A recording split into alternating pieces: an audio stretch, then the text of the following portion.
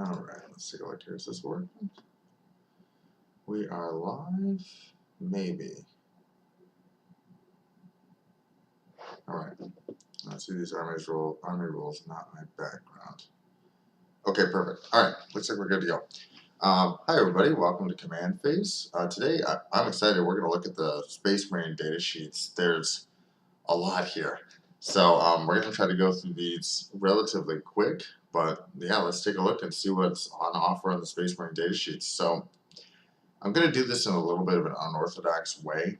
There's a lot of leaders in here, and there's a lot of special characters, and there's really just a lot of models in general. So I think we're going to start with the units in particular, and then see which one of those can actually be like led, and then go to the leaders afterwards, because we're not going to really know what leaders belong where until we look at those baseline troop units. So we're going to start there. Well, first we're going to start with army rules and stuff like that. Okay, so let's start here. The Adeptus Astartes Army's rule is Oath of Moment. It says if your faction, everyone's familiar with this rule, right? This is full rerolls to hit and wound. You select a unit in your opponent's army in the command phase. This is an extremely powerful rule. A lot of people have been talking about it because it's just so good. And yeah, one nice thing about it for Space Marines is that you're going to really like big elite enemies when you're going up against them. And then for you as a Space Marine player, you're probably going to want big units as well. There's a lot of rerolls in this book, well, in this set of indexes, as we'll see in just a second. For Space Marine chapters, this is just a little bit of an extra rule here.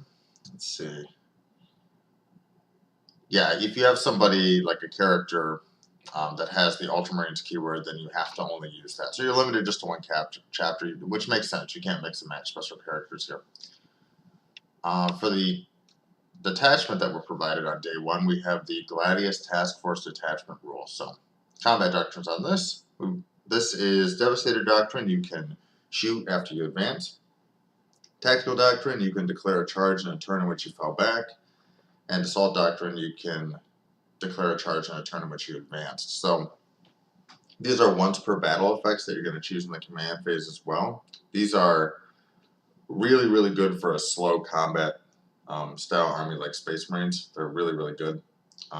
Any bonus movement in 40k is a really good thing. So I'm really liking these. It's like one thing important too about the Assault Doctrine is that because you can, I know you can declare a charge in a turn you advanced. Yeah, sorry, the Devastator Doctrine is you can shoot on a turn in which you advance. Because you're eligible to shoot, you can also do actions and other things that are on mission cards. So that's going to be important not only to set up like your heavy firepower, get your firing angles and stuff like that, but it's also going to be really good to actually play the game and play the mission that's on the board. So really nice here. I'm not sure what other Space Marine detachment abilities this will be, but it's nice to see Space Marines get flexibility, and that seems to be the design philosophy here. Lots of damage, lots of ability to remove stuff, and lots of tactical flexibility in the form of either this doctrine and, as we'll see, some stratagem manipulation. So really nice. Alright, this is my first time seeing these stratagems, so let's see what we got here. Well, only in Death is Due to End. I believe this one was previewed, so we got our Fight on Death here for 2 CP. This one, I mean, you can use it raw, right? You can spend all your CP on this, but as you'll see from the captains that we went over and other models like that, I mean, you're going to be using the 0 CP ability on this to cast this for free. So this is a great stratagem. Fight on Death is really good. There's a lot of units in this book that are really going to like that. Terminators, Vanguard veterans, and stuff like that. So maybe even Assault Marines if you're in the right scenario. So really cool there. Armor Contempt. 1 CP here. Use it in your opponent's shooting or fight phase just after the enemy unit selected targets. Okay, so you have to use it after targets are selected, but not before like hit and wound is done. Yeah, to the target's 1 Adeptus Astartes unit. Effect until the end of the phase. Each time an attack targets your unit, worsen the armor penetration characteristic of that attack by 1. That's a strong ability. I mean, the ability to reduce your AP is really nice. 1 CP is nice too for that. I think you'll use it just to keep stuff alive, obviously. I'm not sure that there's a key target for that, but if there's a lot of mass kind of anti-infantry firepower coming your way with like middling AP, which is just a couple weapons. I mean, a lot of anti-infantry we've seen so far is 0 AP unless it's a special gun like an autocannon or something like that. So there's probably a pretty, maybe a small list of targets that you would use this on as far as like what enemy units are shooting you. But Space Marines are going to be chunky. You know, they're going to be difficult to remove. This is nice for them to be able to reduce the armor penetration characteristics. So pretty cool. On to the chapter. Fight phase, 1 Adeptus Astartes unit from your army, 1 CP. Till the end of the phase, melee weapons equipped by this unit have the Lance ability, which is +1 to wound, I believe.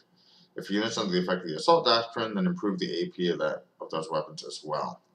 Yeah, that's really good too. So we're seeing ability here to reduce incoming damage through Armor of Contempt and improve your ability in melee, which is nice. Which is nice to see because like the contents of the Leviathan box seem to be really not melee focused, kind of ranged focused. So I'm curious to see. I mean, it's Space Marines, right? There's going to be melee, close combat kind of style units in this book. So the ability to give them +1 to wound and in the right phase improve their armor penetration. I mean, they're going to kill stuff. Like there's going to be a lot of dead stuff with that kind of synergy. So okay, very cool. Looking good so far.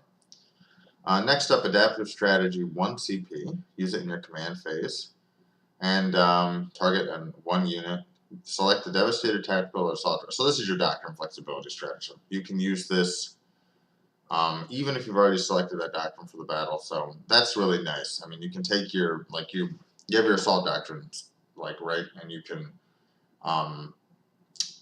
advance and charge that turn. But once you're in, how would you like to get like you don't really need the advance and charge, but you could combo that with Honor the Chapter to get +1 AP continuously on a close combat unit, but you would have to use both of these.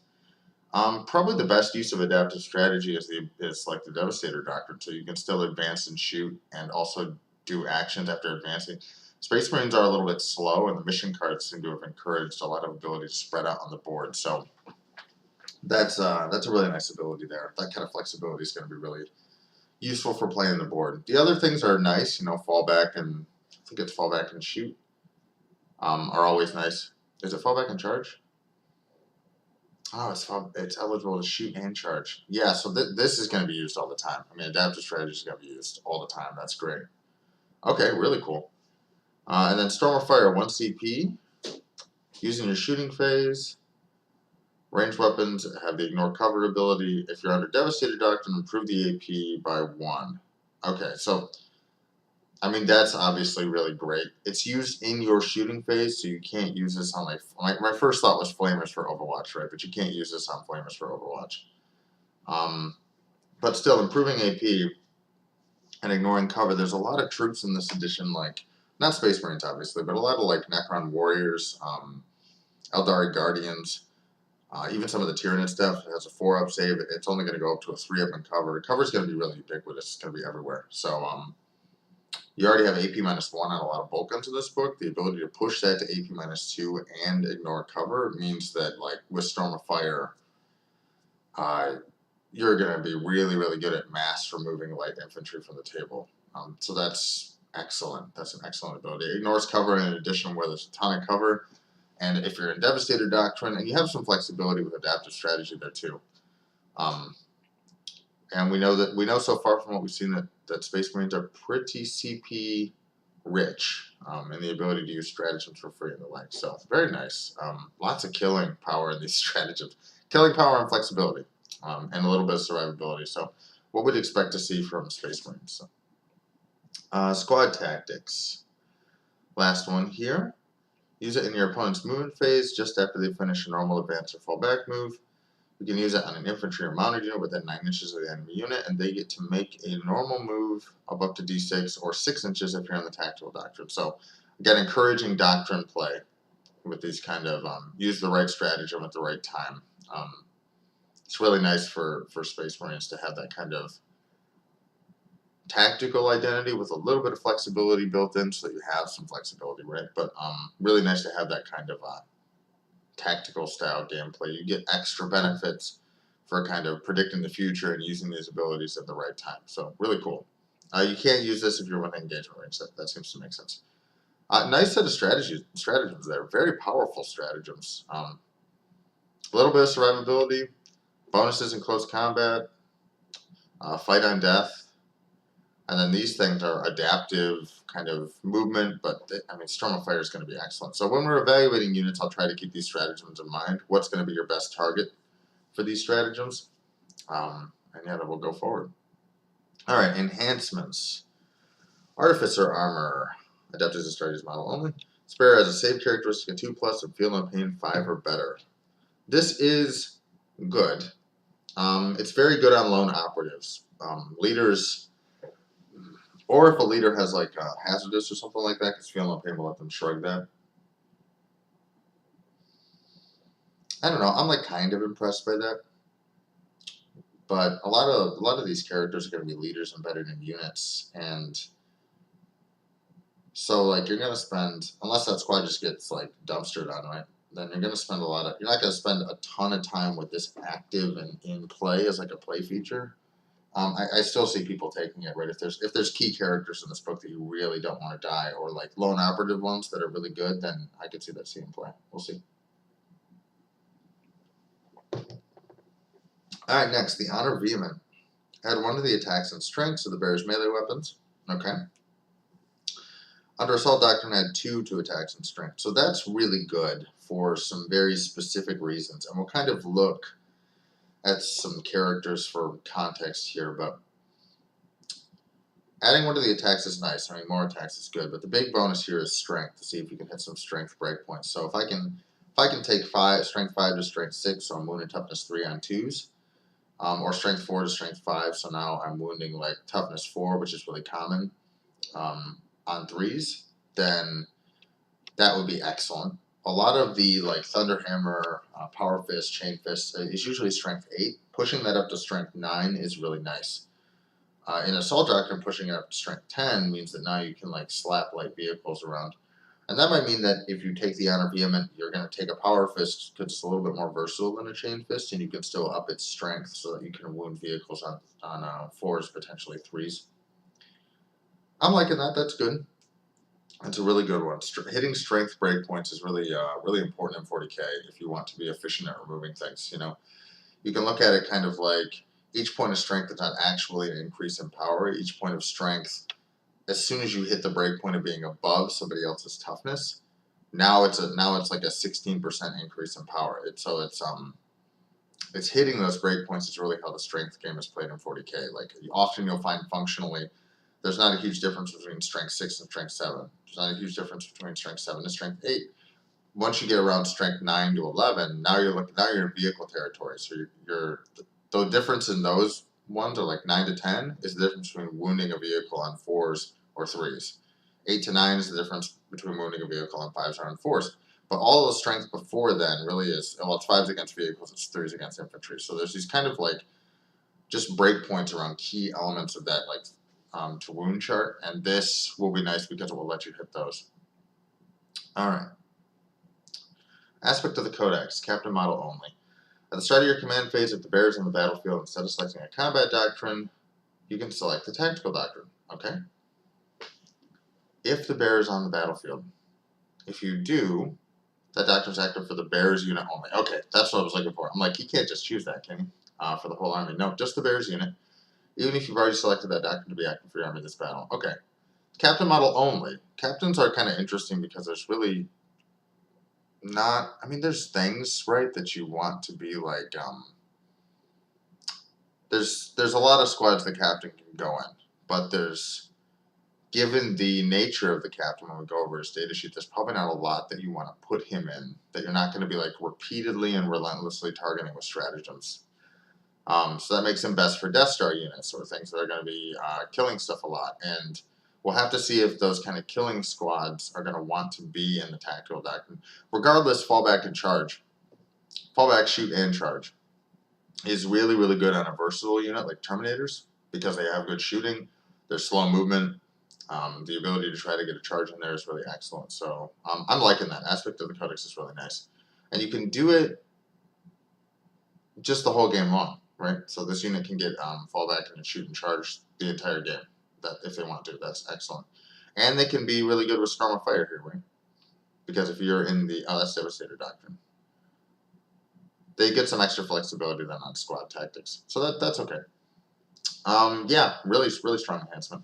Both are disciplined. While the bearer is leading a unit, ranged weapons in the unit have sustained hits 1. In addition, if you're under the Devastator Doctrine, unmodified hit rolls of 5+ score a critical hit. So you can give a unit sustained hits 1. Again, I'm not sure if that stacks if you slap this on a character who already gives that to a unit like the Librarian and Terminator Armor. And then you're going to get those sustained hits on 5s instead of 6s. Strong, really strong. Well, again, want to see to put these in context. All of these look like they could be taken. I don't know enough about the Space Marine book so far, but these are very strong relics.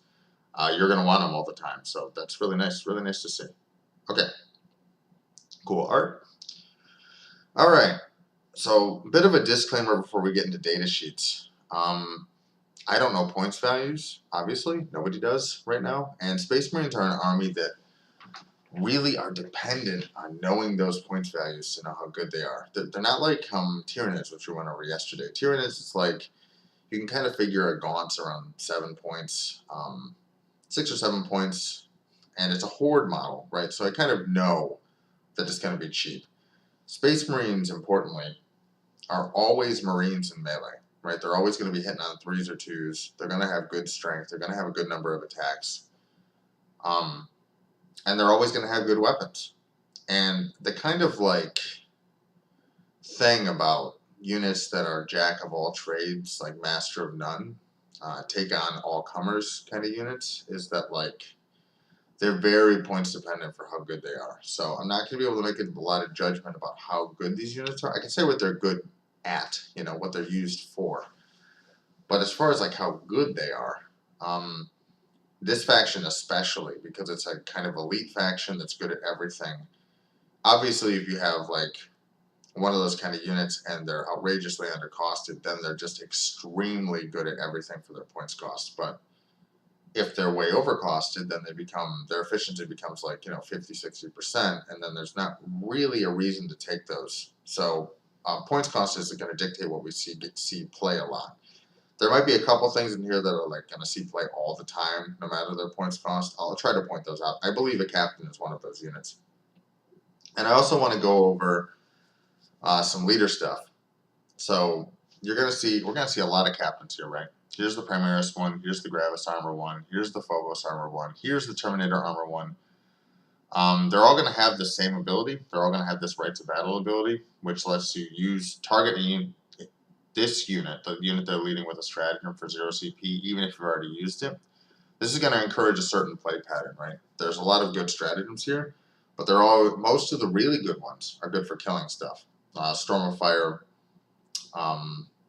and Fight on Death are like the 2 key standouts to me for like ones that you would want to use this on. And that's going to mean that captains are going to want to go in units that are going to want to do that. So things like Stern Guard veterans with Storm of Fire, or Terminators with Fight on Death, maybe Vanguard veterans, things like that. We'll also see that like the Primaris stuff, it's going to go with Primaris squads, right? Your Gravis Armor stuff, it's going to go with Gravis squads. So Aggressors, Eradicators, Heavy Intercessors. Your Phobos stuff, Phobos squads. So there's a lot of leaders here. And I do think I am going to go start with the troops just to see what that looks like. Because I'm not going to be able to really judge how good these are at leading until I see the troops. So there's a lot of troops to go through. All right, let's scroll down until we find some troops. Okay, Intercessor Squad. Intercessor squads are movement 6, T4. I mean, I'm going to go through these kind of fast, okay? We all kind of know what Intercessor squads do. They hit on 3s. Keynotes here on the ranged weapons. Bolt rifles have assault and heavy to represent the versatility of this kind of squad. They have AP -1, and they have 2 attacks. So you're kind of getting like, they're not rapid fire anymore, but they're just a really versatile, really great weapon, especially with Storm of Fire at shredding through infantry. If you can give these guys ignore cover or the ability to get like Storm of Fire, then they'll still do some damage to infantry. You're going to be able to take like one-ofs for these things. They're probably not that great unless they're free. A lot of intercessors are just ran naked to kind of hold backfield objectives or contest the midfield. Well, not even contest the midfield, but kind of hold backfield.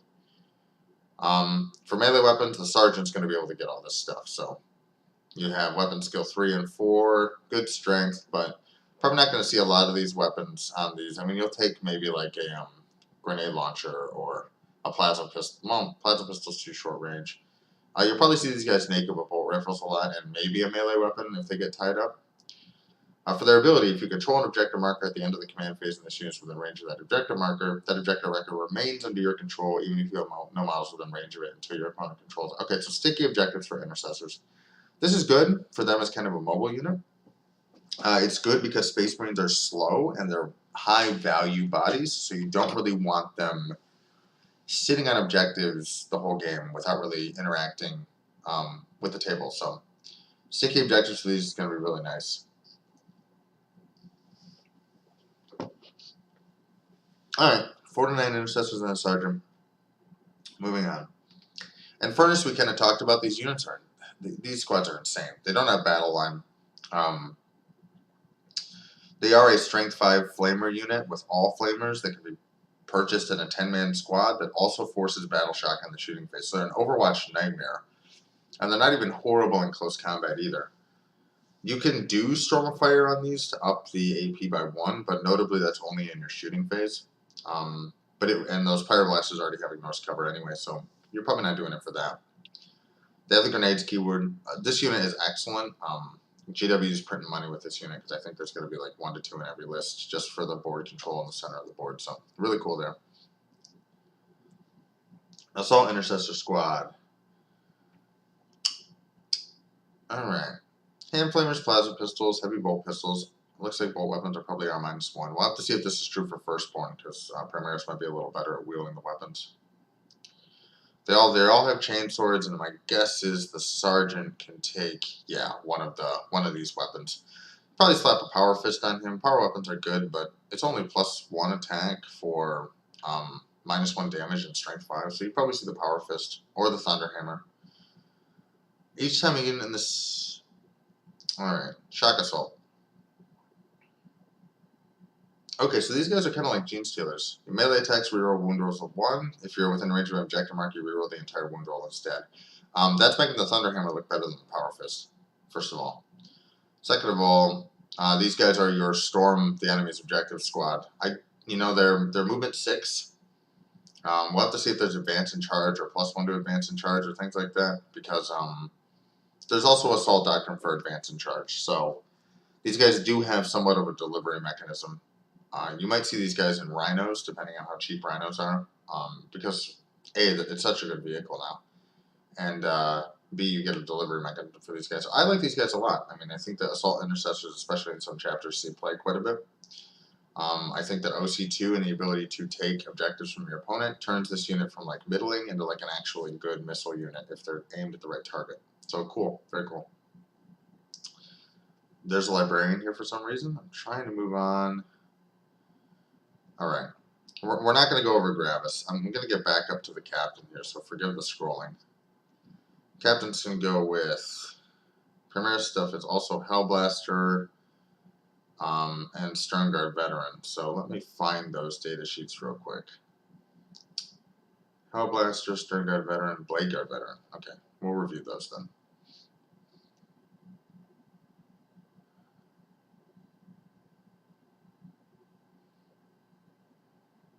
Okay, Bladeguard Veterans first. Bladeguard Veterans are 2 to 5 with a sergeant. Okay, so 3 to 6. You can give them a pistol, but you probably won't. These guys are just close combat powerhouses, probably. They have bolt pistols. They can take the plasma pistol. The bolt pistol is still AP -1. So, Mastercrafted power weapon. This is the good stuff. Attacks 4, weapon skill 3, strength 5, AP -2, 2 damage. So these are excellent close combat weapons in the context of this new edition. Very cool. 4 attacks is very nice too. Wow, okay. Alright, then Bladeguard. At the start of the fight phase, you select one of the following abilities to apply to models in this unit until the end of the phase. Sword of the Imperium. Each time a model in this unit makes a melee attack, reroll a hit roll of 1.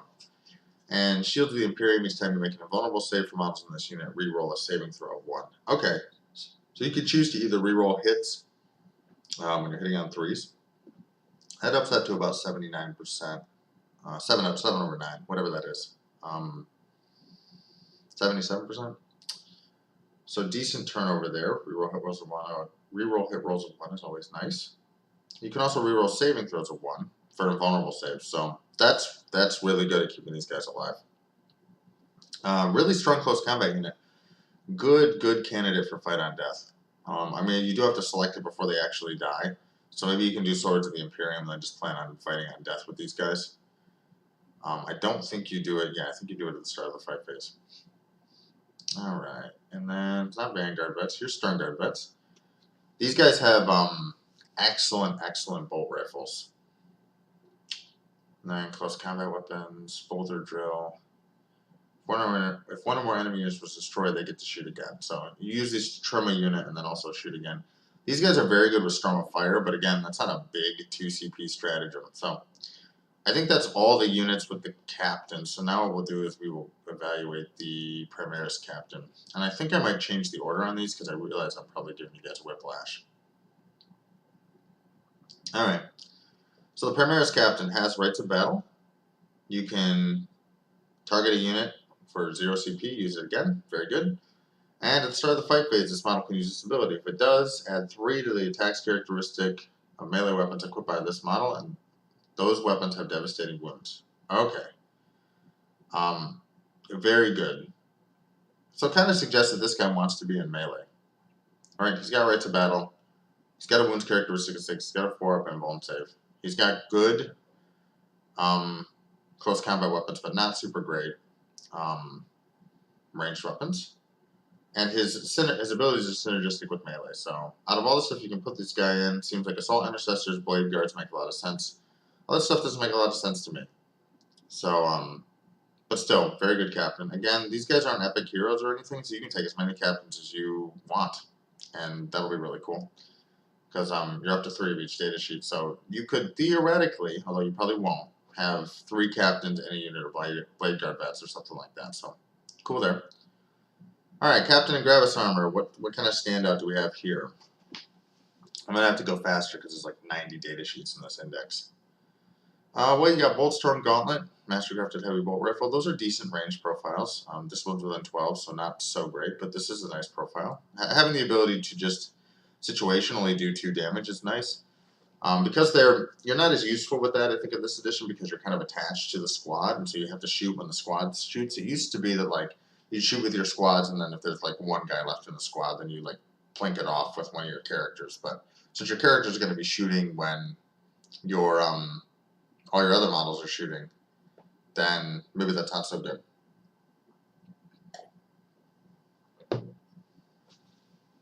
Alright, he's got good melee weapons here. He comes with Mastercrafted Power Weapon and the Heavy Bolt Rifle. You can swap that out for a Bolt Storm Gauntlet, Power Fist, and one of these relic things. The relic Blade, Chainsword, and Fist are extra attacks. So you can get rid of this Heavy Bolt Rifle and Power Weapon and equip him kind of like a Gravis Marine, where you have the Bolt Storm Gauntlet, which is a 12-inch range, and you get the Power Fist and then one of these relic weapons. So, you know what's funny about that is if you do want to give up his ranged weapon, this actually does give him a better profile. You know, strength 8, and then all these extra attacks at variable strength. Yeah, you probably run this guy with that. You know, it's nice to have the heavy crafted bolt rifle, but it's not giving you a ton in comparison to all these extra attacks with a really high quality melee weapon. Okay, pretty cool. Right to battle as we expect. And then refuse to yield. Each time attack is allocated to this model, have the damage of that attack. Okay, that's actually going to be really important because the precision stratagem lets you allocate attacks to this model. If there's another character there, and half damage when you're kind of doing a character thing, I mean, that makes this guy effectively 12 wounds around there against other characters that are trying to snipe him out of melee, and melee is where this guy wants to be. This guy's good. You might see him in like an aggressor squad with Flamestorm, even though he does. I mean, aggressors are going to be decent in melee, but he's not giving you a ton of extra stuff with the rights of battle. Because again, the thing that's going to gatekeep these captains is like I want to put these guys in squads where I'm going to dump a ton of stratagems, and all of them better be useful. And the thing that screams that to me is Terminators. Aggressors with Bulletstorm are kind of too short range to benefit from some of the things, but aggressors might actually be a really good addition too, because they're also a versatile unit that hits hard at range and in close combat. Okay, Captain Phobos Armor. Nothing really here to talk about with weapons, right? But he's got Oath of Moment. He's got Infiltrators. He's not going to give that to a unit he's with. So, and he's got Stealth. So whatever he's leading better have these two. He's got Rights of Battle. Alright, after both players are deployed, if your army includes one or more models with this ability, you can select 3 friendly Phobos Scout or Scout Snipers and redeploy them. Okay, including putting them in strategic reserves. That's so good, and I think that Infiltrators saw play a lot in 9th, and they're a Phobos unit, and just including this guy and having the ability to redeploy those units is really, really strong. Infiltrators with the ability to redeploy are especially good, because you can like start the game when in your deployment, you can infiltrate way up the table, like 9 inches from your opponent's deployment zone, and screen out with infiltrators, which is going to stop their infiltration, their scout, things like that. And then, well, I don't know that it will select scouts. Yeah, because you do it before the first turn, so it won't stop scout. But yeah, you can redeploy plus the additional utility of screening out your stuff. I mean, I think that's great. You know, stopping your opponent from counter infiltrating. Because then you can just leave with those infiltrators if you want. They don't have to be in the center of the table anymore with the redeploy. So, cool. Very nice. And Captain Terminator Armor. This is the big boy in the Leviathan box. He is extremely good. And actually, you know, when I was reviewing those data sheets, I thought, you know, you could just use this but at any unit in your army, but it has to be the unit that he's with. And giving those Terminators something like Fight on Death is like really strong. So, yeah, I could see him being ran. This might be the more common, this or the Gravis Armor one, because you want the captains to be giving a lot of stratagem support to the unit they're with. Also gives reroll charges to the models unit. He's only going to be taken in Terminator squads, but you dump this guy in a Terminator Assault squad. Or a regular Terminator squad, because it has ranged weapons that are actually going to be really nice with other stratagems that Space Marines offer. Yep, it's got grenades. Wound characteristic of 7, 4 up. This guy's really good. I think that points cost depending. He's probably going to be with Terminators a lot just because of the stratagem support. And a regular captain, this guy with his mohawk. Okay, so this guy, kind of interesting. I think that, like, what can he be taken with? Assault Command. I'll have to see what that squad is. Tactical and Vanguard Vets. So, Vanguard Vets are another squad, depending on what they're like in this book, that might actually want Rights of Battle a lot. They were a very key removal piece in 9th. One of the best assault squads that Space Marines could actually have access to for cheap. So, if there's a captain or a captain in jump pack or something like that, that'll be able to be taken with a Vanguard Vet squad, we'll have to take a look at them. I think... Should I take a look at them now? I know one's in here. Okay, I guess it doesn't matter what I do. I guess I will take a look at them now, just because I want to see the context of this later, right? When do I want to use this ability? This will give me a good indication of how to evaluate other units that are just generic and can only be taken with the generic Space Marine squad. So, Assault Command, Tactical Vanguard Vets. Let's go. Assault Marines. Alright, here's the Tactical Squad. So we'll start with them. They are Wounds 2, importantly, even though they're tiny, tiny Marines. OC2, same kind of movement. They might actually have the same profile as Intercessors. Yeah, they have the same profile as Intercessors, so you might see Tactical Marines again. Wow, okay, cool. Lots more weapon options in this squad. Their bolt gun is not AP1. Okay, so that's important to know. And it does not have the heavy and assault keywords, so less flexibility with the bolt gun here. even though they can shoot and declare a charge in a turn in which they fell back. But way more versatility on the kind of weapons you can take. You can replace one guy's bolt gun with really a big gun. I mean, you can take a las cannon. You can replace another one with kind of a plasma or a melta gun. So you can take double melta gun in here. And it doesn't look like this is restricted based on squads. Oh, they come in a squad of 10. Okay. And then you can replace the sergeant with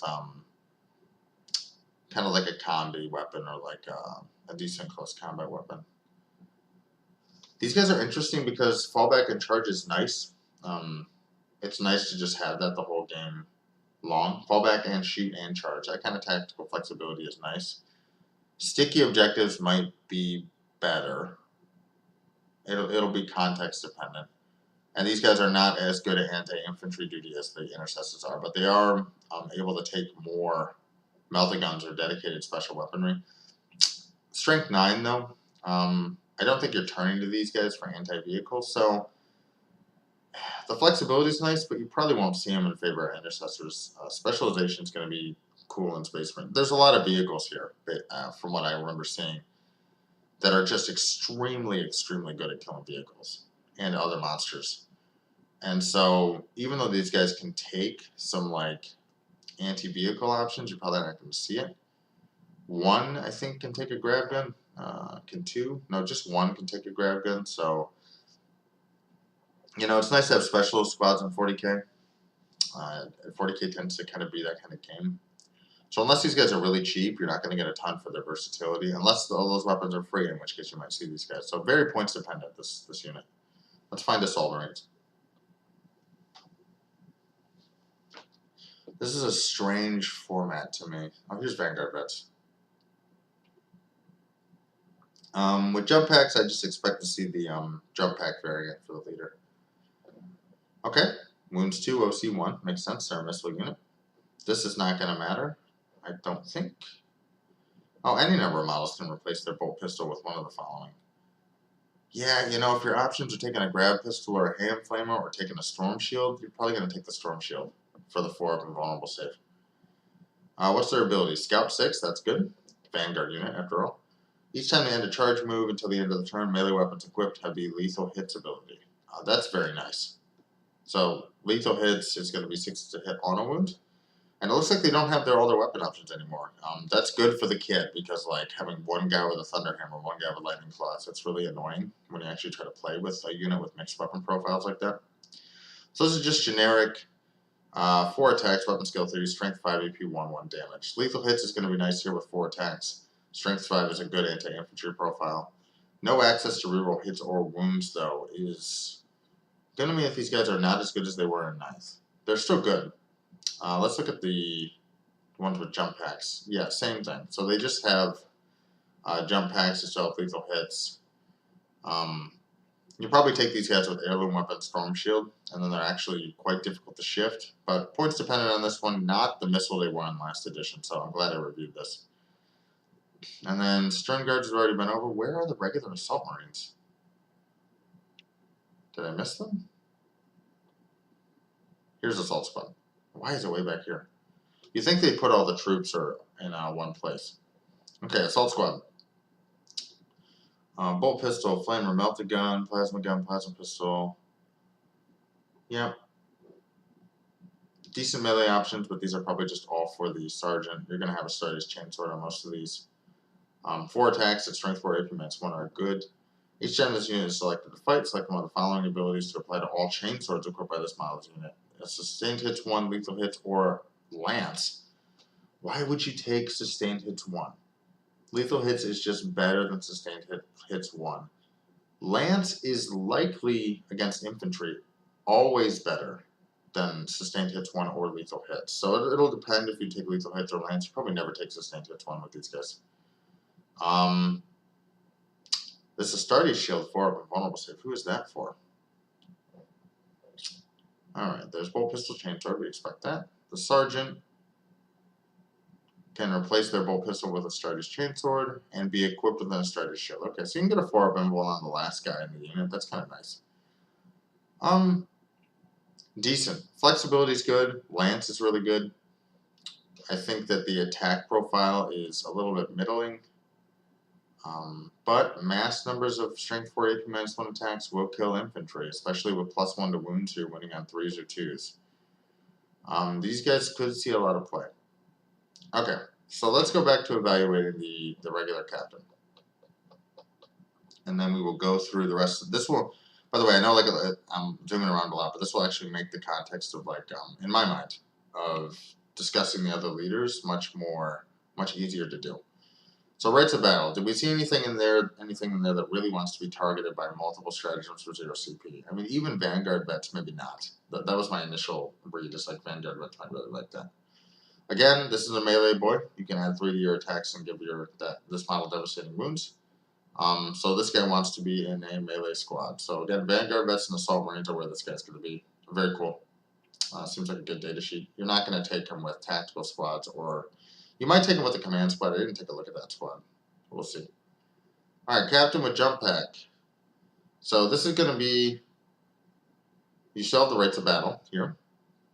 This is going to be different than the Finest Hour. Instead, you're going to get Angel's Wrath. When this model is leading a unit, each time it ends a charge move, until the end of the turn, add 1 to the strength characteristic of melee weapons equipped by models in that unit. So taking your like Vanguard vets with jump packs up from like strength 5 to strength 6 is pretty good if you're going after Terminators. If you're taking Assault Marines with jump packs up from strength 4 to strength 5, that's really good, especially if they get to choose Lance for +1 to wound, because then you can wound most infantry in the game on 2s. Except like Terminators and stuff. But going up to like a 3+ to wound and then adding Lance on top of that is extremely good anti-infantry. So you might see this guy with Assault Marines with jump packs a lot. And that's the importance of talking about the Assault Marine unit, right? As far as weapons they have, yeah, decent. You know, he can take a Power Fist. He can take a Thunder Hammer for devastating wounds. It's going to depend on points cost here. These are not nearly the take-all-comers weapons that they were. Twinning Lightning Claws actually might be the play if you're going anti-infantry, because reroll wounds on something with this high AP, and like you're going to be wounding on 3s probably with weapon skill 2, 7 attacks. That's probably the play if you're dedicating like an Assault Marine squad to anti-infantry duty and you just want it to be a missile. Yeah, I'm liking this guy a lot. I think that's great. Alright, Captain on Bike. He's got a lot of ranged weapon options. But why do we take him? You know, ranged weapons and single models like these are nice, but they're not usually what you look for in the unit. These are kind of the standard list of melee weapons, so we got anti-light to anti-heavy infantry, so why do we take this guy? This model's leading a unit, ranged weapons, equipped by models in that unit have the assault ability. That's a good reason to take this guy, because if you assault, then having bikes that can do actions with their absurd movement plus having a ranged weapon, well, plus having the ability to advance, that's really good. So maybe we see this guy for that reason, but he's going to be in dedicated bike armies. I think that you'll want captains for mainline infantry bricks that are going to hold the center of the board more than you might want to pay the points for this guy. He can lead a bike squad and an outrider squad. This is kind of, I'm not going to take a look at those squads right now. Alright, Primaris Lieutenant. Who can this guy lead? Well, he's Primaris, so he leads all the other Primaris stuff. Although, he can lead a Hellblaster squad, which is that mass, like plasma gun squad that Space Marines have access to. You can attach this model to one of the above units, even if a captain or chapter master is there.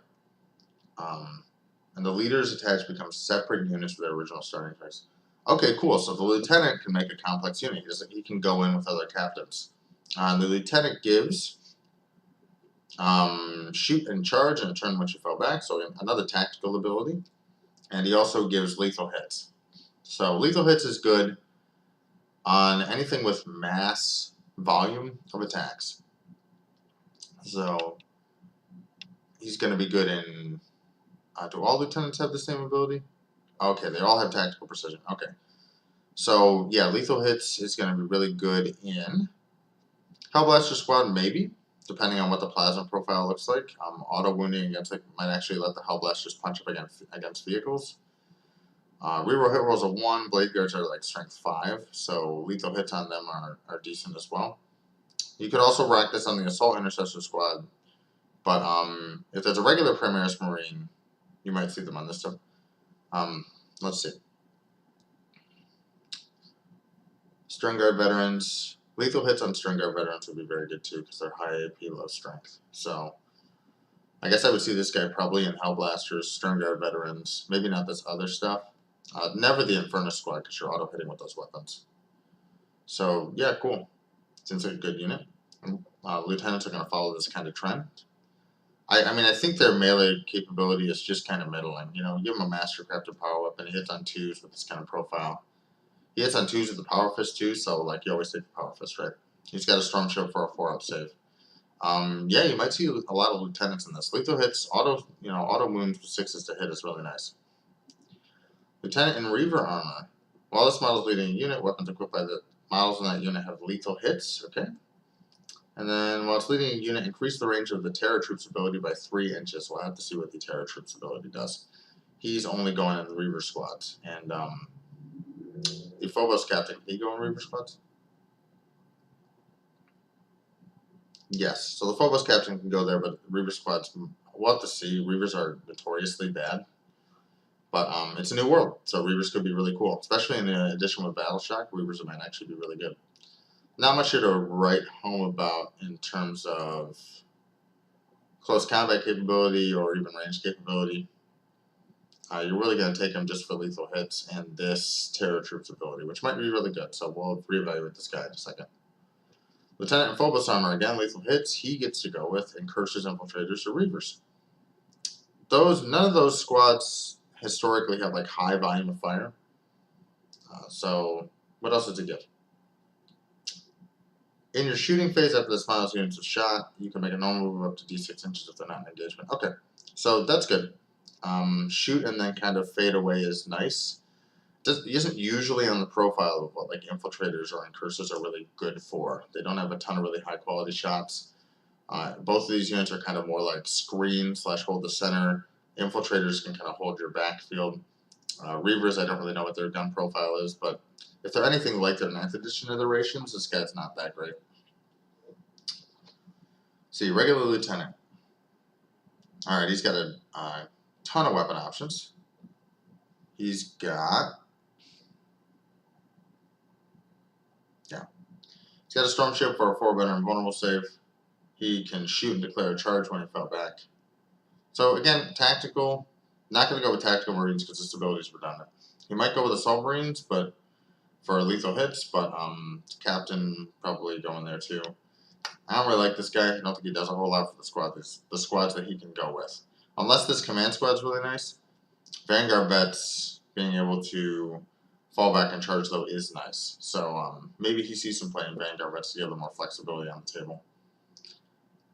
Vanguard vets are not just missiles because they have Storm Shields, so they have a 4-up invulnerable. So they'll be around for a while. So maybe the Lieutenant will be good in Vanguard vets.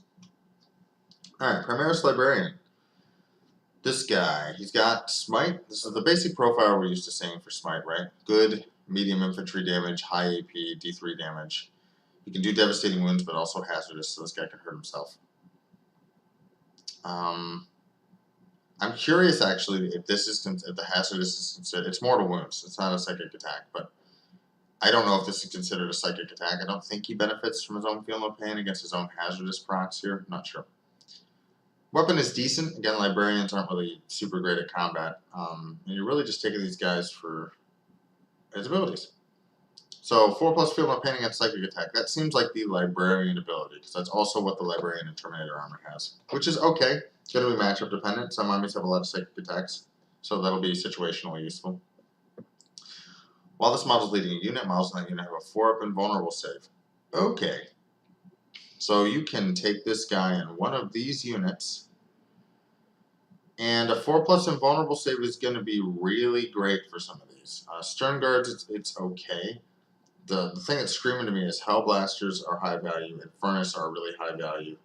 Desolation squads are, if they're anything like 9th edition, are really high value. And the ability to take those infantry units without any kind of like ability to protect themselves. To give them a 4 or better and vulnerable save is excellent. So depending on points cost, this guy's really good. I think, I mean, I've just been gushing about Infernus Marines, but I think the Desolation squads are also probably really good, right? Desolation, though, if you remember what they're like, and they're probably like this here too, they have a lot of indirect fire. They don't need to necessarily see stuff to shoot it, so they can sit in the backfield and just kind of plug away. But stuff in the center of the board or stuff that needs line of sight, like Hellblasters, especially Infernus, this guy's going to be really good at. Alright, Librarian and Phobos Armor. Psychic Hood gives you 4 field no pain 4+, yeah. He's got the same profile as the other Librarian's melee weapons. Well, all of his weapons. While he's leading a unit, you have Stealth. Can't be targeted by ranged attacks unless the attacking model is within 12 inches. Wow, okay. First thing to think about here, do Infiltrators still have... I have to swing, because this guy can go with Infiltrators. I have to swing to Infiltrators right away here. Where's Infiltrators? Did I miss them? There they are, okay. Yeah, there it is. Okay, enemy units set up on the battlefield's reinforcements can't be set up within 12. So you can use these guys to screen out 12-inch for deep strike, and then when the deep striking model comes in, you can't even shoot these Infiltrators because of the Librarian. Okay, that's an extremely powerful combo. You can use that for the center of the table. You can use it for your own objectives. Wow, okay. This guy, that's a cool combo. I think even independent of points cost, you probably see this happen. Like, you take a 5-man squad of Infiltrators, you put a Phobos Librarian in them, you slap them down in your deployment zone, so that they screen out deep strike that usually likes to come into your backfield. And then if stuff does manage to get in there, you're not getting shot. Those guys are like really, really extremely good backfield objective controllers. It's funny because they're Infiltrators. They can go up the table and do the same thing too. But as far as backfield objective holders, I don't think it gets any better than that. You know, I can't even set up from deep strike to try to shoot you off an objective in the late game. And I got to get really close to your backfield in order to even remove you, to even shoot you. And even then I have -1 to hit. Yeah, extremely, extremely good. Depending on cost, this might be a significant tax, but that's amazing. They can go with Eliminators and Cursors. All these targets are probably good, but Infiltrators where it's at. I'm a little shook by that. That's extremely powerful and going to be really hard to play around. Wow, okay. Librarian and Terminator Armor. We've seen this guy before. He's got his combi weapon, it doesn't matter. He's got his smite, he's got his force weapon. You're taking him for sustained hits 1, but again, he can go in Terminator squads, and that's probably where you want your captain to be. And your captain can't go in a squad with his Terminator squad too. And because of that, I don't know. I don't think so. I don't think this guy's going to see play a lot. He's a sweet model, and like the paint on that axe looks incredible. But I don't know. I don't see it. It's not even that he better be cheap, right? Because if he's cheap, then cool. He's still not replacing a captain in a key squad. I mean, if I'm rocking 2 squad, well, I can rock 2 captains, you know. So why give up that tactical flexibility? Yeah, I don't know. Not liking it. Regular Librarian. Okay, what an old model. What a cool model. He has a little bit more Norse influence, I think, with like the runes on the staff and everything. I think it's cool. All right, he's got Leader. He's got Psychic Hood. He's got the ability to give a 4 better and vulnerable save, and he goes with Assault Squads, Command Squads, Tactical Squads, or Vanguard Vets. So he's not going in Vanguard Vets because you're probably taking Storm Shields. Although, if he's cheaper than Storm Shields in summation, then he is a leader with more utility that can be taken with Vanguard Vets and still give them the 4 better and vulnerable save. So, very points dependent here. But I'm thinking no. I'm thinking Storm Shields are probably relatively cheap. You can take him in an Assault Squad, but again, I like the Captain better because you can turn that Assault Squad into like a 2+ to wound missile. He can be taken in a Command Squad or Tactical Squad, but those squads are... I mean, you got Infiltrators and other stuff that are really going to hold the table. Tactical Squads don't seem to... I'm not really sold on them. So I'm not really sold on this guy because of that. Okay, moving on. This is our first look at the Chaplain. Chaplain-style models look like they probably get Litany of Hate, so add 1 to wound rolls. Okay, add 1 to wound rolls is really nice. That's always really nice. It's only melee attack, but that's always really nice. Crozius Arcanum, pretty good profile on his melee attacks too. So, Spiritual Leader, once per battle, select one adept as a starter's unit that is battle shocked within 12. That unit's no longer battle shocked. You don't have to do this on the squad he's leading. You can do this on any old squad within 12. In the center of the table where this guy wants to be, in an edition where battle shock really, really matters, excellent. Super good ability. 4+ save, he can go with Assault Intercessors, Blade Guard, Hellblasters, Infernus, Intercessors, Stern Guard. Okay. We can scratch out Stern Guard, Intercessors, and Infernus, although maybe not Infernus, because this guy is adding one to moon rolls and melee. So I'm not going to see that in any of this. It's really Assault Intercessors or Blade Guard. And it's a pretty decent choice between the Captain and, like, you know, anything else. Chaplains in these kind of squads are going to be really good, especially like a Blade Guard vet. That's really nice. Fight on Death is also just really good on Blade Guard, so it'll depend on points. But the ability to taking one of these just to auto pass Battle Shock and also give you like wound rolls on 2 in melee is like really good. Wound rolls on 3s or 2s, let's be fair. But you can even punch him against vehicles with +1 to wound. If you're wounded on 5s, then you wound on 4s, you can hit vehicles really hard. So this guy's excellent. This guy's extremely good in this edition, I think. I think really nice. Alright, 4-up and won't save, cool. Chaplain in Terminator armor. So this one is the one that's going to go with Terminators. What does he do to Terminators? He still has +1 to wound in melee. But with Terminators, you got Power Fists. You're probably wounding most infantry on 3s or 2s. You can start wounding vehicles on 4s, I guess. And he gives Feel No Pain 4+ again, only against mortal wounds. Yeah, I'm not saying it. I think like he's got a good profile. This isn't nearly as good considering the squads he can lead. Maybe he's good on a Terminator Assault Squad if you take a bunch of Chain Fists for like a vehicle sniping, but you got other vehicle solutions in the book. I'm not sold on that. Alright, Chaplain on Bike. 12 inches. I'm not really going through profiles just because I'm expecting Space Marine profiles everywhere, you know, toughness 5, toughness 4, good wounds, save 3 up or 2 up. Really high leadership on this guy though. While this model is leading a unit, add 1 to the wound roll. Okay. Each time this model's unit is selected to shoot, you can select one enemy within 12 inches, invisible. Until the end of the phase, ranged weapons equipped by this model's unit have the devastating wounds ability when targeting that enemy unit. Okay. Good melee profile. Bikes are decent in melee. You probably see this in like a Dark Angel Ravenwing style list, but we'll have to see when their index cards come out. Because you don't usually use bikes for close combat. I mean, they're a very versatile unit because they're so fast, so they might see combat. We'll have to see what bike squads and Outrider bikes bring in terms of like volume of low strength, high AP attacks, because you might see this guy for that reason if that's the case. So, alright, pretty cool. Invulnerable save 4+.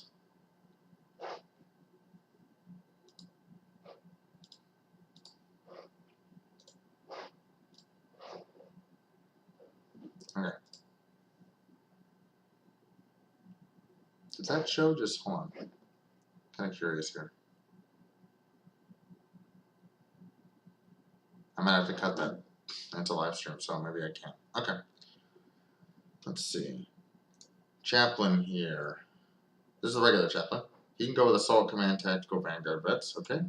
That's likely better because Assault Squad and Vanguard vets are dedicated melee squads. He's still got his regular melee thing. Adding 1 to the wound roll for like Vanguard vets and Assault Squad are really good. I don't know if that you can't stack this with Assault Squads though when they charge, so probably not taken in there. But Vanguard vets this guy might see really good use. Litany of Hate, we know what that does. And then the same kind of Battle Shock ability. Okay. So I actually kind of like this guy better than the Chaplain in Prim Arizona. Because Assault Intercessors are good.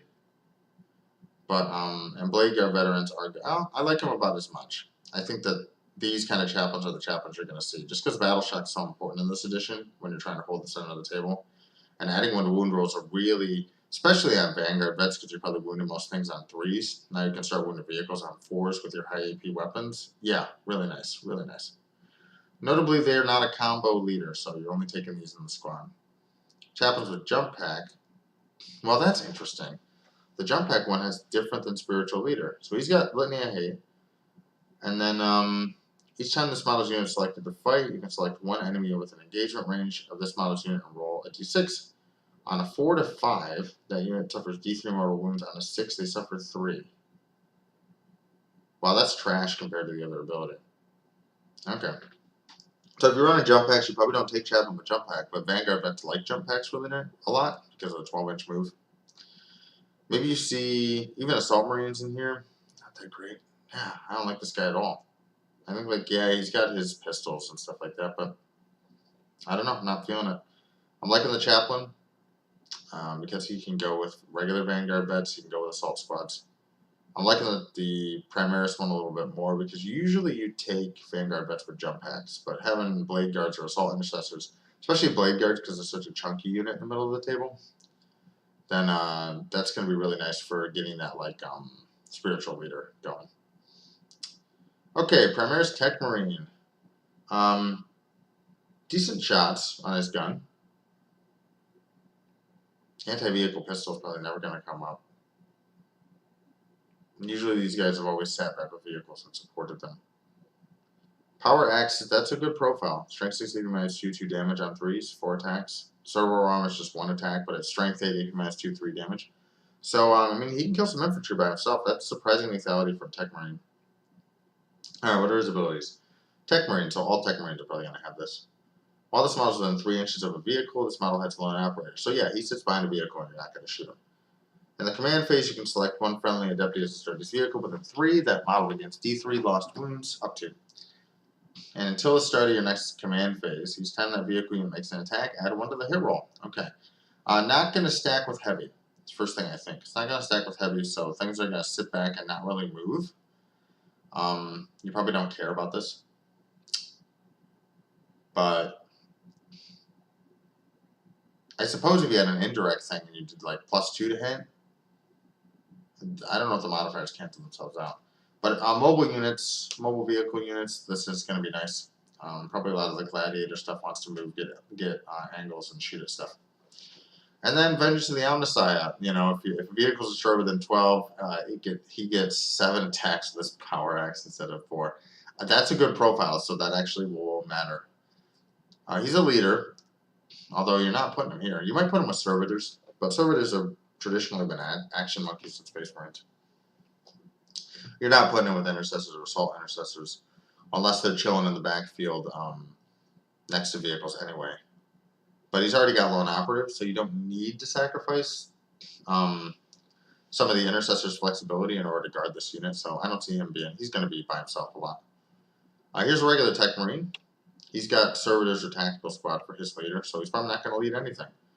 Same abilities here. He does not have, he's got the servo on him. He's got the ability to take like a thunder hammer or a power fist. And he hits on 3s with the power fist, which is nice. But he can also take the power axe for this really good profile here. So similar profiles. You can give him a pistol and stuff, but why would you? One adept is to start his vehicles destroyed within 12 of this model at the end of the battle. So they're the same unit. It's just this guy has more weapon options and can be slotted in with some more traditional Space Marine units that are not Primaris. He has 3 wounds where the Primaris has 4. They all have 2 up saves, OC1, 6-inch move. This guy is probably going to be taking more because he's probably cheaper. And you're just using this guy for these abilities. You're not, I mean, it's nice to have the extra damage when you need it, but if stuff that you really want to kill with this profile is in your backfield, you're probably in trouble. So, especially if you have infiltrators to screen stuff out. Alright, here's servitors. Not much to look at here on the profile. Sure, you can take multi-meltas. They can be heavy. You can hit on 3s. They got melted to 18-inch range. Multi-meltas are not what they used to be, where a lot of heavy vehicles are strength. Toughness 10, toughness 11, so it's okay. While the Tech Marine models leading this unit improve the ballistic skill and weapon skill of ranged and melee weapons equipped by servitors by 1. Okay, so you can get that. I mean, you can get that multi-melt up to hitting on 2s if he's standing still at 18-inch range. So maybe that's okay, but the Tech Marine's going to be following vehicles around a lot, so this guy's going to be moving. Hitting on 3s with that profile with 2 shots, though, is nice. But dedicated Marines that can stack rerolls and stuff are probably... I mean, he does benefit from both at the moment. He's got a servo arm. He hits on 5s, 1 attack. And I don't know. Unless you really need stuff to do actions in the backfield, which is what people use servitors for in 9th edition. I don't really see these seeing play. Actions still seem to be part of secondaries, though, so you could see a couple of these just because Space Marines do need access to cheap bodies, right? They're expensive. I mean, you're not going to get cheap screening units, cheap action monkeys in an army like this. You're going to be paying like 80 to 100 points a squad, and that's not cheap if you're just trying to run around the board and do actions. So servitors probably still see play. I like it. Yeah, you can slap him with a Tech Marine. Okay, cool. Intercessor squads we've already been over. Sticky objectives, especially around the middle of the table, is nice. The ability to take your backfield objective and then leave and still participate in the game is nice. My guess is if there's a key backfield, you still see maybe one of these squads just for the ability to do that. But you still usually in your backfield want to screen out Deep Strike, and there's just nothing better in the game than Infiltrators, especially if they have that Librarian in it. You could also screen out with Servitors if you need to. So the real key here is their AP -1 with their bolt guns, and they're extremely versatile with them. So Storm of Fire with these guys is really good. They're a battle line. You can take a ton of them. They have OC2. I'm gonna have to remind myself if Sternguard veterans have OC2 because they're just better at these guys' jobs. And if they have OC2, then they're gonna be really good. But Space Marines, you know, if they're not to flood you with OC2 bodies and board control, they're an elite army. There's gonna be low model count. This OC2 is just gonna be to kind of scramble for the middle of the board. So you're not gonna overwhelm and like cheekily steal objectives from your opponent a whole lot with this army. So they're pretty good. I think they're reasonable, but I think like a lot of the Phobos troops, we'll have to see if they're OC2. Infernus, I've been on and on about these guys. They're incredible. Assault Intercessors we talked about. These guys will see a lot more play, I think, than the you know, if you want dedicated anti-infantry, you probably just take Sternguard. You can slap a captain with them or a lieutenant for lethal hits or anything like that. So, but these guys will see play. Although I still like the regular Assault Marines with jump packs. Those are extremely good. Lots to choose from here in the Space Marine book. Librarian with jump pack is interesting. Yeah, he's got his pistols, he's got his smites, he's got his force weapon. This is all the same as the other Librarian stuff. He's got Field of Pain 4+ against psychic attacks, and then while this model is leading a unit, improve the AP of melee weapons equipped by that model's units by 1. That is very good, and he is going to go with Assault Squad with jump pack or Vanguard Vets with jump pack. He can get those weapons up to AP -2, which is good. AP -2 is traditionally not as good as +1 to wound. So the ability to give +1 to wound to those kind of models. Let me see what the chaplain, because that's what the chaplain gives with jump pack, right? Yeah, he gives +1 to wound. +1 to wound is not the same as +1 AP. I think that kicks this guy out of the running by itself, unless you're in a very psychic matchup. But you're probably not building a take-all-comers list against just psychic. If you want to use Vanguard Vets or Assault Squads with jump packs as cheap missiles, which is what I think the unit is, then you take the +1 to wound with the chaplain and you run them and you start wounding everything on 2s with like AP1 or AP2. So I don't think this guy sees play. Lieutenant with combi weapon, he is not a leader. He is by himself. He lets you reroll wound rolls of 1. Not as great as lethal hits in the unit, but you have more flexibility because it's an aura ability. Again, he's by himself. He's weird. He's anti-Tyranids. I don't know. Now that I'm seeing the other Space Marine stuff, I think this guy's cheeky, and if you have the points, then sure. You know, maybe he can run around to do actions and be relatively safe. But servitors can do that for you, but this guy's more safe against that. So now this guy's really points cost dependent. I think he's kind of weird in this book. Alright, Heavy Intercessor Squad. I'm excited about these guys. Wound 3, OC2. Okay, so they're also objective control 2. Heavy Bolt Rifle is Assault and Heavy, Strength 5, AP -1, 1 damage, so they have flexibility here. They have a 5-inch move, so they're sitting in the backfield. They're not going to plod up the table, you know. They can take heavy bolters. My guess is they can take 1. Yep, 1 heavy bolter. Hits on 3s, ballistics go 4, but it has assault and heavy. So because these guys have assault, this solves a lot of the mobility problem of this squad, because you can advance with them and still get full flexibility out of their guns and still do actions. The Space Marine Captain, I mean, Storm of Fire is really good on these guys, but that's a 1 CP stratagem. I'm really looking for what the Captain belongs in, for stuff that wants all those strats and also wants Fight on Death for free. Unyielding in the face of the foe. While this unit's within range of an objective marker you control, each time an attack with damage characteristic of 1 is allocated to a model in this unit. Add 1 to the armor saving throw. So, save 2+ against anything with damage 1. So these guys are like toughness 6, 2+ save, are like backfield holding champions. They can even hold the middle of the board pretty well against that. And it's going to take some dedicated anti-infantry or anti-tank heavy stuff to take them down. So damage 2 and stuff like that. I like this unit. I think that giving these weapons the assault keyword really solves their mobility problem, which was their big problem in the last edition. So I like it. I think it's cool. Alright, infiltrator squads. I don't even need to read this data sheet. This ability by itself is reason enough to take them. It doesn't matter that they don't do a whole lot of damage. It does matter that they're OC1. Okay, it does matter that they're OC1. That kind of means that they're probably more likely to be in the backfield than in the front. But yeah, even the ability to get, when you target the scales of the strat, you can gain 1 CP. Feel No Pain 6 is, Feel No Pain 6 is okay. It's not as good as Feel No Pain 5. But because of the 2 wounds, it will mean that like 2 damage stuff occasionally doesn't go through on you, and that will wreck some combat efficiency that's out there, so I like that. If it was 5, maybe it would be too good. And then yeah, additional CP every once in a while, that's always nice to have, but it's this. I mean, these guys are backfield objective holding champions, and they can ensure that you're not going to get deep struck on. Not being able to set up within 12, especially on a unit that's kind of strung out, and they can't be shot if they're within 12 if the librarian's with them. Not a whole lot's going to kill these, and if they're cheap, then all the better, you know. So I'm really impressed with this squad. They already saw play in 9th. I think they're going to see play here too. Incursors have Scout 6, so no longer did they have Infiltrate before? I think they did. They no longer have Infiltrate. They're just going to do a pre-game move. In the shooting phase, after they've shot, select an enemy unit that was hit by 1 or more attacks, and then any other Adeptus Astartes unit that attacks that same unit is going to add 1 to the hit roll. Okay. So they're more of a fire support with like the ability to have the Haywire Mind and do some zone denial as well. That's decent.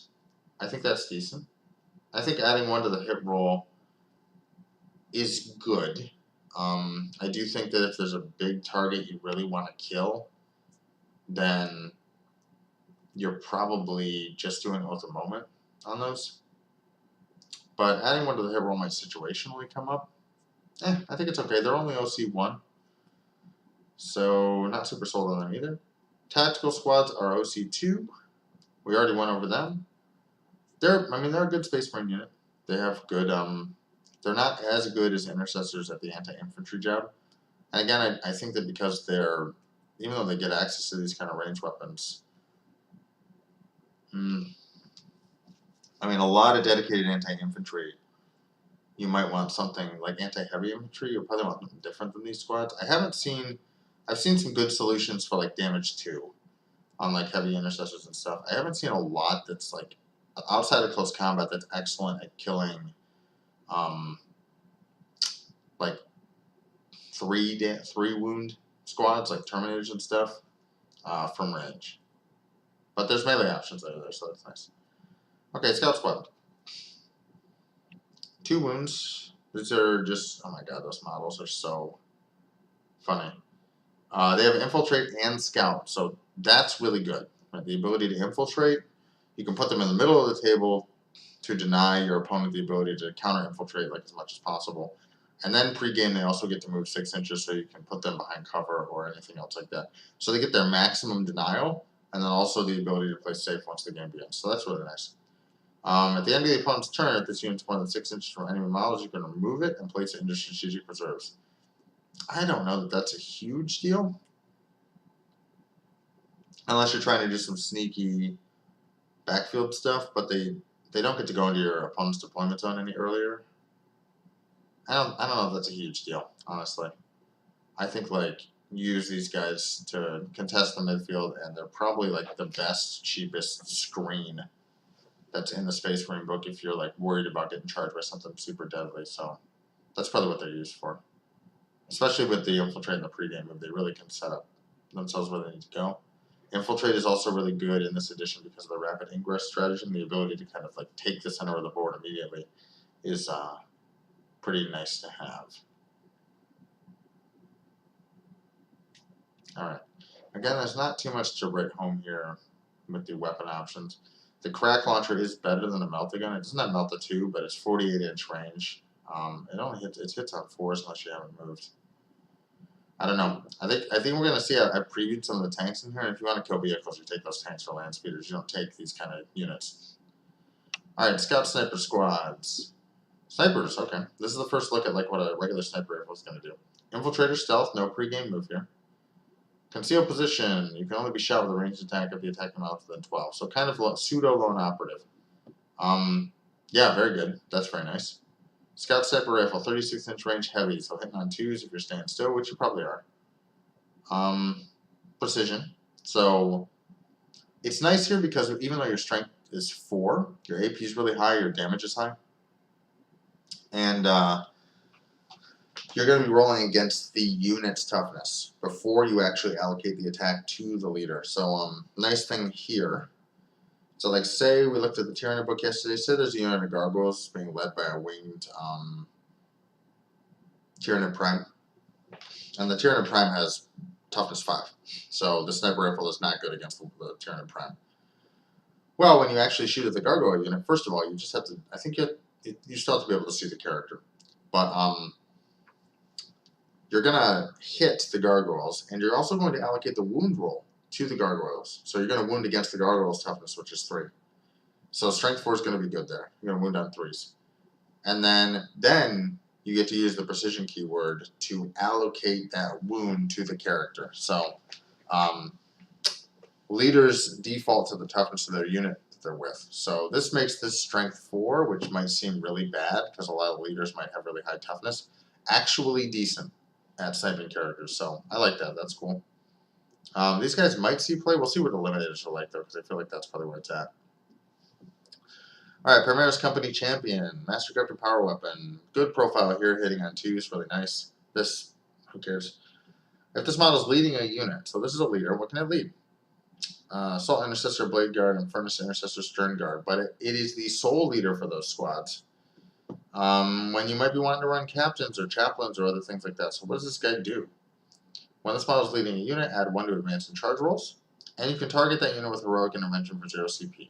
Even if you've already used that strategy on a different unit this phase. And each time you make a melee attack that targets a character, you can reroll the hit roll and you can reroll the wound roll. So this guy is like a precision piece that can go in a midfield holder like Blade Guard.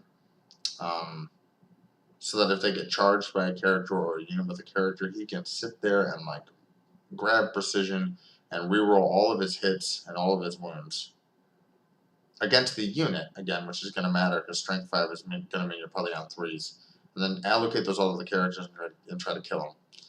Now, I do think that even if all those attacks get pushed through, most characters are going to have a 4 of invulnerable save. And so if they're higher than 5 wounds, this guy doesn't do what he wants to do.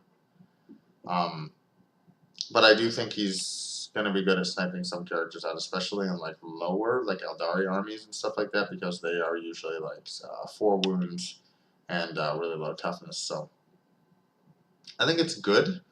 It's a tech piece, and it might not be as universally applicable as like the Ignore Battle Shock or free stratagems and things that like your captains or your chaplains are giving you. So very points dependent on this guy. But kind of reminds me of Assassins and Dark Elves from a long time ago. All right, Primaris Apothecary. This guy was like essential to the way Space Marines played in 9th. He has leader. While this model is leading a unit in your command, you can In your command phase, you can return one destroyed model, excluding characters, importantly, to that unit. Okay. Only to his unit. So what can he lead? Also, while this model's bodyguard unit is destroyed, well, he gets to recover the gene seed. On a 2+, you get a CP when your bodyguard's destroyed. That's nice. I mean, that's nice and thematic. I like that a lot. Okay. You can return one destroyed model. Well, he's not returning Terminators. He's with Assault Intercessors, Desolation, Hellblaster, and Furnace Intercessors, Stern Guard. You can put him in Furnace. You can put him in Hellblaster. Those are high-value models. You probably don't put him in Intercessor. You can put him in Desolation, but those guys can stay pretty safe. These are not super high-value models either, so probably in one of the ranged squads with really high-value models, you see this guy. And he gets to go in if there's a Captain, Chapter Master, or Lieutenant. But one of the above units. So you can't do like a Captain and a Lieutenant and an Apothecary. You're going to take a Captain and an Apothecary, or a Captain and a Lieutenant, or a Lieutenant and an Apothecary. Because it's just one of the above units. Even if one has already been attached to it. Now, well, does that read that way? Even if one Captain or Lieutenant. Okay, or is the keyword there. Okay, so yeah, it does work like that. So not super complex squads, but just 2 characters every once in a while. Not as good, you know. He used to return Terminators and bikes. He's not doing that anymore. So we'll see if there's an Apothecary on bike, or what the Gravis, or there's no Terminator Apothecary, so that's nice. Oh, we know the Gravis one. This is the Biologus, and he does not return models. He just gives lethal hits. I don't think there's a Lieutenant in Gravis armor, so maybe this guy is the Lieutenant equivalent for Gravis armor. So maybe he's good in Heavy Intercessors because there's a nice volume of fire there. Aggressors with Flamestorms are not going to care about his lethal hits. Bolt Storms maybe. But those squads need a delivery mechanism, so tough to say. Alright, Primaris Ancient. Another character. Astartes Banner. While this model is leading the unit, have one of the objective control characteristic of models in that unit. Okay, +1 OC is good. That's going to be really good. While this model is within range of an objective marker or within 6 inches of the center of the battlefield, this model has Feel No Pain 4+. So if he tries to get sniped, it's going to be kind of hard to do it. But he doesn't give that to the unit, so that's just okay. He goes with these kind of squads again. He gives that squad +1 objective control, so again, anything with OC2, this guy might go with Intercessors or Assault Intercessors because they have OC2. Again, he can go if there's a Captain, Chapter Master, or Lieutenant, so he's another like kind of tertiary leader. Blade Guard Ancient. This guy, he's not doing much with the banner, he's not doing much at ranged. He's got a good profile, but he's a leader, so I'm not really evaluating the profile of leaders because they're the last things to be removed. He does have a 4 better invulnerable save. He gets +1 OC, so that's really good. And you can probably only go with Blade Guard. Yeah, you can go with Blade Guard. Okay. Once per battle, when this model is selected to fight, you can use this ability. If it does, until the end of the phase, add 1 to the attack characteristic of melee weapons equipped by models in this model's unit. So he can give those Blade Guards +1 attack. And he can give them +1 OC, so they go to... Where are Blade Guard Marines? There they are. They can go to OC2 in the center of the table. Okay. This guy's good then. OC2 is going to be nice for holding the midboard. And the ability to give +1 attack, kind of on demand, to a unit as survivable as Blade Guard, it's going to be really nice. So, I like this guy a lot.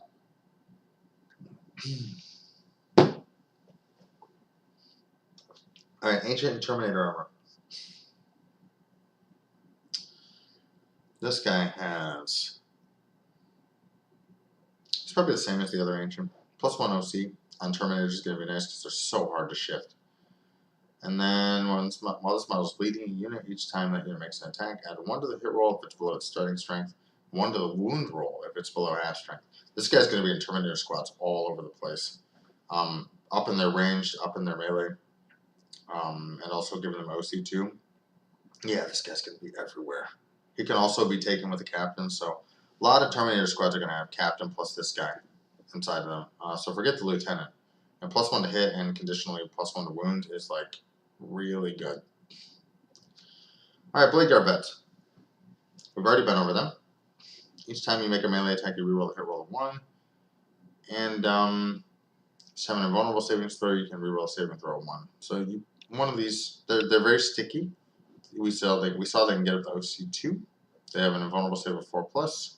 They only have save 3+, but they're probably going to be in cover in the center of the board. They have very deadly melee attacks. So yeah, these guys are going to be all over the place. With that Blade Guard Ancient probably, and maybe somebody else. You know, giving these guys lethal hits is not bad. So you might see a Lieutenant in here. You might see a Primaris Chaplain because he's going to get +1 to wound, and that's going to be better. So, but you can't attach the Blade Guard Ancient if there's a Chaplain in the squad. So interesting choices to make with leaders in this book so far. Okay, here's that command squad. They are toughness 4, wounds 3. Okay, interesting. 3 up save, 6-inch move. If this unit, while this unit contains an apothecary, you can destroy 1 model. What comes in this unit? You get an apothecary, an ancient, a champion, 2 company veterans. Okay. The apothecary can return non-characters, so have we seen the company ancient or champion? I don't think they're characters. So you can return one of these, I think any of these guys. Okay. What a weird squad. We're going to spend a while on this data sheet. Company Ancient has close combat weapon. Company Champion has the Champion's Blade and the Astartes Shield, so it's a 4-up invul. Each company veteran has a bolt gun and a close combat weapon. Okay.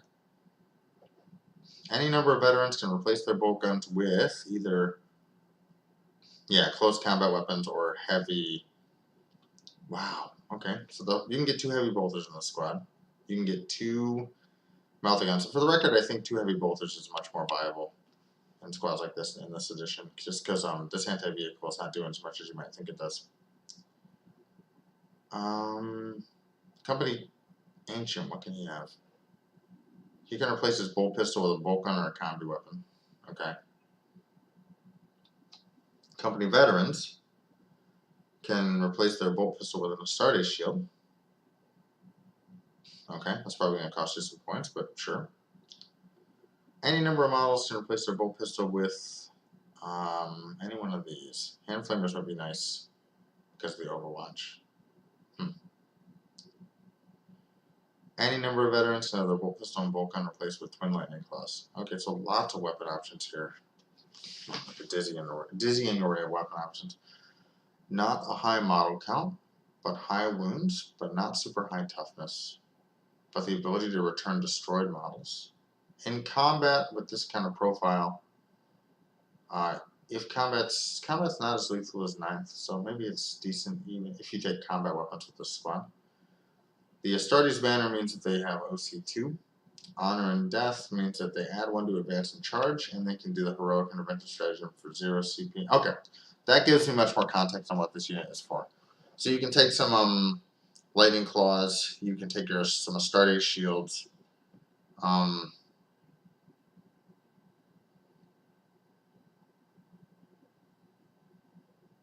You're not taking Twin Lightning Claws if you want the Astartes shield. So you can take Chainsword. What an interesting squad. It's not super specialized, and yet its abilities make you think that it kind of wants to be a jack of all trades. But it has this ability which makes you think it wants to be a combat unit. And this ability which makes you think it doesn't want to commit to like a high damage engagement where it will be removed, and it would rather instead be removed over time. And yet the weapon options don't allow you to really customize that to do both super well. And that means that I think these guys are just okay. OC2 and 3 wounds is nice. Very points dependent unit here because, again, anything that's super flexible and built for flexibility is going to depend on the points characteristic. That is so strange.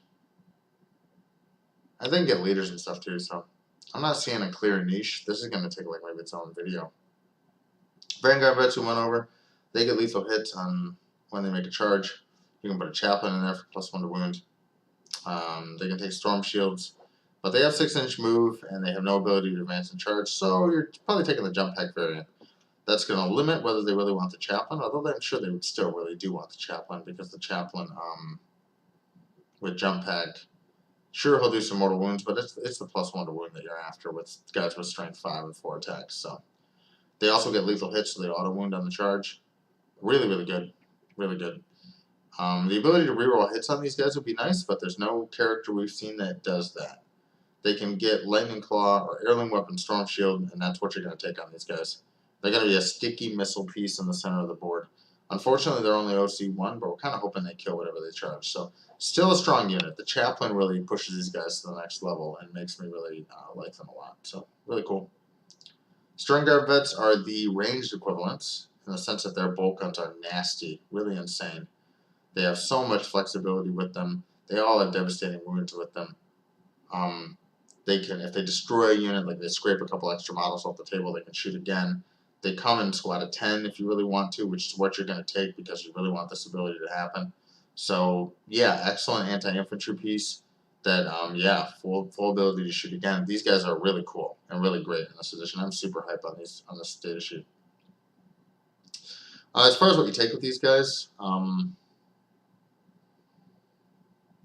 you know, I don't think you're going to be bothered by 1 CP for Storm of Fire or the tactical flexibility stuff. I think that you're not going to see a chaplain. It's difficult to know what you take with these guys. Probably lethal hits. So you can give them a lieutenant and give them lethal hits.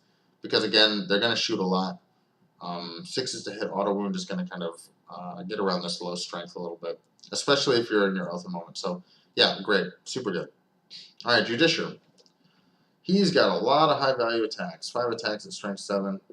He's leader. He's got alpha moment. While this model's leading a unit, that unit has fights first. That's extremely good.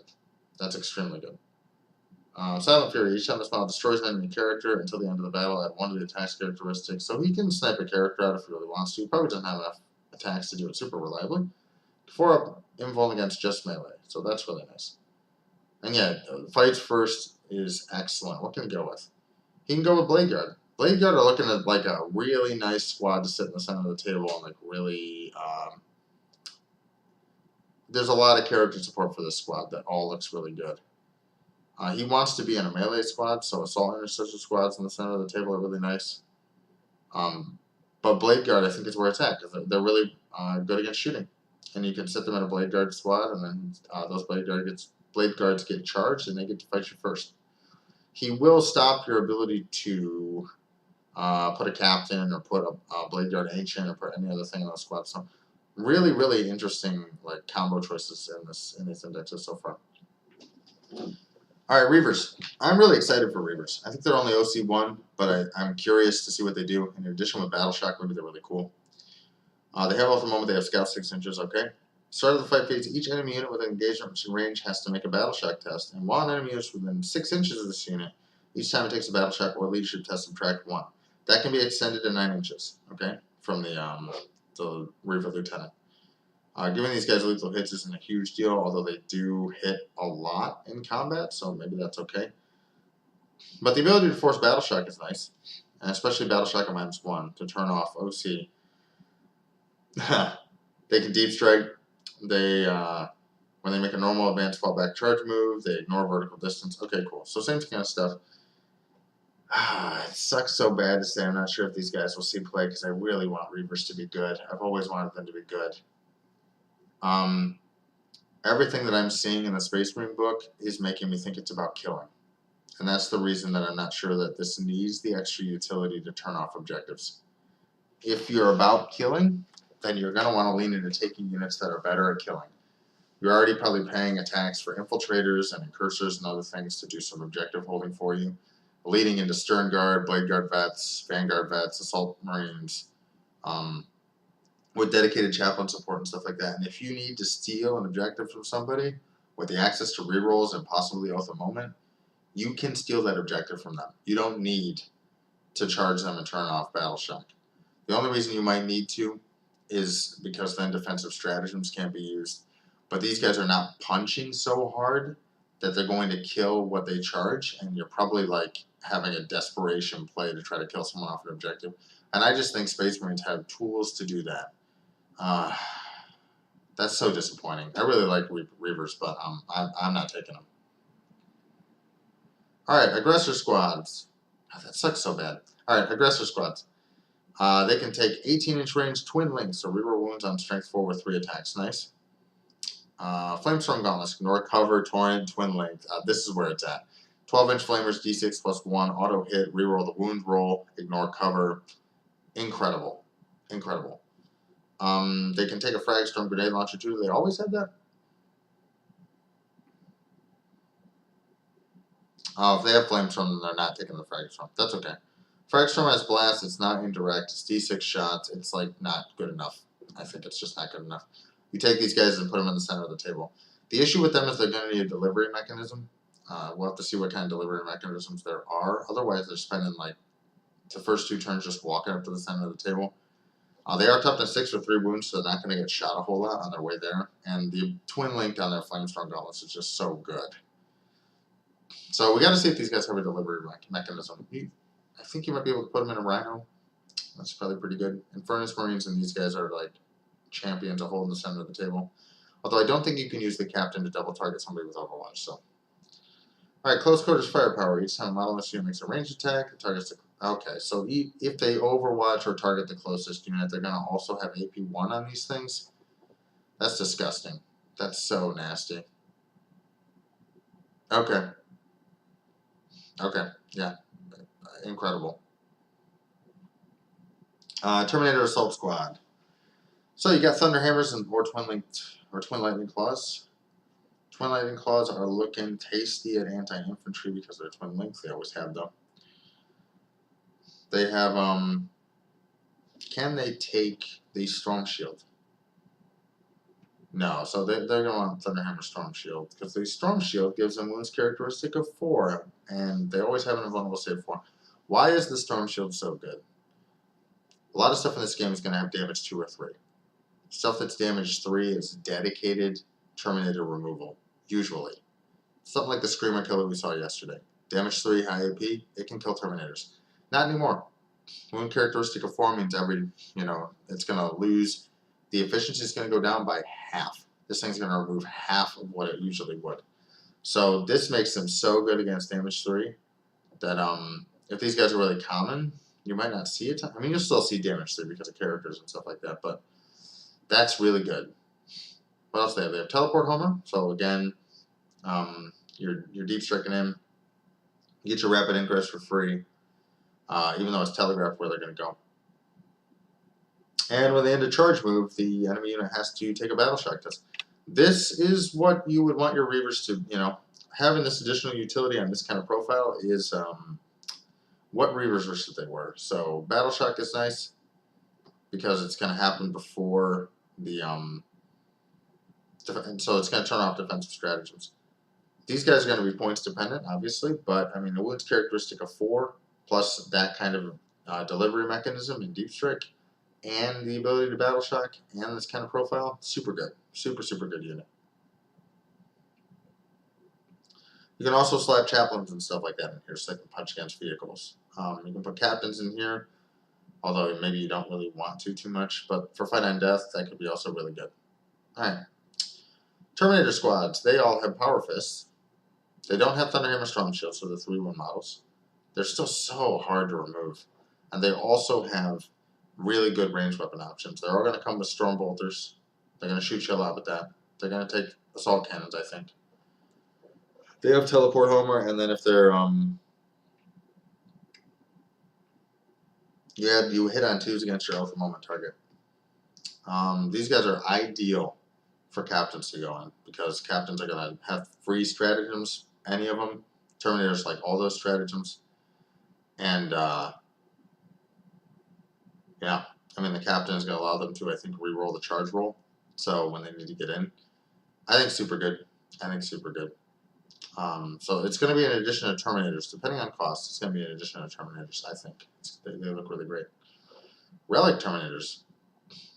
Same profile as regular Terminators. They have Deep Strike as well, but no Teleport Homer. But you can still Rapid Ingress them in. Fury of the First. Same thing. Ignore all modifiers to ballistic or weapon skill, and when you were targeting at the moment, you add 1 to the hit roll. Okay, they have the grenades keyword 4 up and boom. It's 4 to 9. They have a combi bolter and a power fist. You can take a blaster or a volkite charger. You can also take a heavy flamer or a reaper autocannon. Or a reaper autocannon. Okay. You can take a grenade harness. You can take power weapons if you want, but power fists are so good. You take chain fists if you want, but power fists are so good. You can get rid of the ranged and for twin lightning claws. I'm not sold on that. What are these like? Combi bolters are the same as the other Terminators. Heavy flamer's nice. Plasma blaster is additional AP and additional strength for 2 damage. That's okay. Although you don't really want models to be destroyed with this, so probably not. Reaper autocannon sustains its wound with 4 attacks and devastating wounds, so 6 is to wound our mortals. That's good. That's a good profile. You're hitting on 3s all the time. It's a toss-up whether you take the regular ones or the relic. I think that the Reaper is better. I think that the Stormbolter is the same. And these also get Power Fists. These guys get Teleport Homer, so they're a little bit more CP efficient for their delivery mechanism, as long as you telegraph it. And both you and your opponent probably know where the Terminators are going to go. If these guys are cheaper, then maybe they see play. I like them. It's going to be a toss-up. It's very points dependent which one is better here, but very good. Okay, Centurions. Rapid Fire 3, Twin Linked. Okay. Very good anti-infantry profile here. If they're in 12, they're going to shoot you a lot. They're each equipped with Twin Flamer, Siege Drill, Centurion Bolters. And they can replace their Flamer with a Twin Melta Gun, but in the age of Overwatch, why would you? Especially with a Twin Linked Flamer that ignores cover. Twin Linked Melta Gun is not what it used to be. Siege Drills, Twin Linked. Strength 10, AP 2, hitting on 3s, 3 damage. Again, they're 2 to 5 Centurions. They're bulky as hell, but oh my god, they are so good. And when you're targeting vehicles, or monsters, or fortifications, melee weapons have sustained hits too. So 6 to hit are going to explode, and they're going to be twin linked with this kind of profile. Yeah, these things are nasty against those kind of targets. Wow, okay. Still, the only issue with Centurions is their movement 4, and they don't really have a great delivery mechanism. So, it's tough to say. I think they're just okay. I think they need a delivery mechanism. That's probably the big thing. So, like Raven Guard and stuff they can give them a delivery mechanism, they're going to be really good. Otherwise, they are not going to be good at all. Centurion Devastators. Each time you make a ranged attack, reroll the hit roll of 1. If the target of that attack is an enemy unit within range of an objective mark, you reroll the hit instead. You come with Grav Cannon, Centurion Bolters, and Fists. The Fists are not so great. They are good. But this is a ranged unit.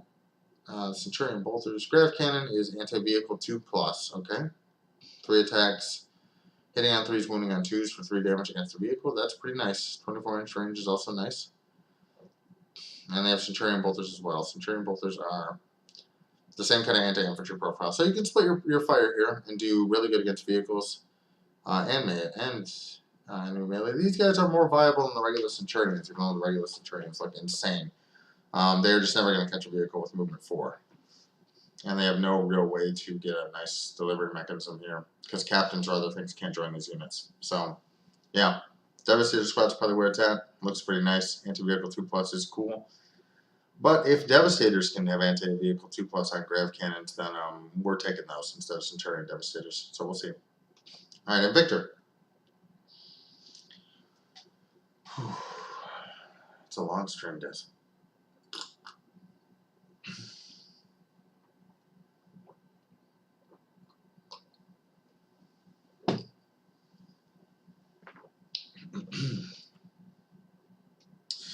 Good anti-medium and anti-heavy infantry guns. Good ability to punch against vehicles or tank shock with this melee profile. Once per turn, your opponent's shooting phrase, when a Phobos infantry within 6 is selected as a target of attack, this model can use this ability. If it does, after the enemy model's unit has finished making its attacks, this model can shoot as if it were the shooting phase, but it can only target that enemy unit. Okay. It has a Frag Storm, Heavy Bolter, Incendium Cannon, Twin Iron Hail, Heavy Submarine, and Victor Fist. It can take the Iron Hail Autocannon instead of the Flamer. The Flamers, honestly, it's good. There are better targets for Overwatch in this book, so probably you probably take the autocannon. And then yeah, if something shoots your incursors, then you can shoot it right back with the Infiltrator. It's got Scout Age inches, so it's a deadly melee threat. Some fire support if you're taking Phobos like Infiltrators. So good unit. Some army playstyles might want this more than others, but I like it. I think it's good. I think it's a great profile. All right, Dreadnought.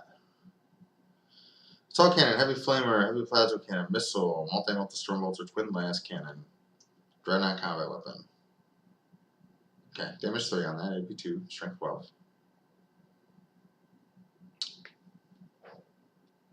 If an infantry's within 6, you get to reroll hit roll of 1. Okay. It's got an Assault Cannon, Storm Bolter, Close Combat Weapon. It can take a... Out of all of these, it is taking the Twin Blast Cannon every time. And it can replace its Close Combat Weapon in Storm Bolter with a Heavy Flamer or a Missile Launcher in Storm Bolter. On vehicles like this, like Dreadnoughts, it's nice because you can spray this in melee, by the way. The Missile Launcher is probably better. It's funny because this guy is good, but he's only toughness 9. He's not as tough as the other Dreadnoughts. He's not significantly better. He gives out reroll hit rolls of 1, but he got off the moment and stuff. I don't know. Probably not. Probably not in light of the other Dreadnought offerings in the book. Okay. This guy comes with, the Contemptor Dreadnought comes with a Copy Bolter, Multi-Melta, and Combat Weapon. Okay. It's worth noting that Multi-Meltas are not great anymore because a lot of really high value vehicles are toughness 10. So, Copy Bolter is again not great. Close Combat Weapon is okay. When he's destroyed, you remove or play without resolving this. On a 2-up, he stands back up with D6 wins remaining. He's got a 5-weapon vulnerable save. I mean, it's okay. Right, it's okay. Multi-meltas aren't what they used to be. It's okay. Personally, I don't think so, honestly. The Assault Cannon, though, is 6 shots at Strength 7 -1 with devastating wounds. You can push through some wounds if, like, we see Dark Eldar or other, like, Skiff light transports be really popular in this edition. You might see this guy. Relic Contemptor would be the one, because you could have 2 of these. So, probably not on this guy. Ironclad. Alright. When it targets a vehicle, add 1 to the hit and add 1 to the roll. Now we're talking. You know, this thing, you're taking it for this. Space Marines have a lot of light and medium infantry, so yeah, this guy, what does this guy come with? Melt-A-Gun, Storm Bolter, Combat Weapon, Seismic Hammer. You can take a Chain Fist. You can replace this. You can get a Hurricane Bolter instead of the Close Combat Weapon and Storm Bolter.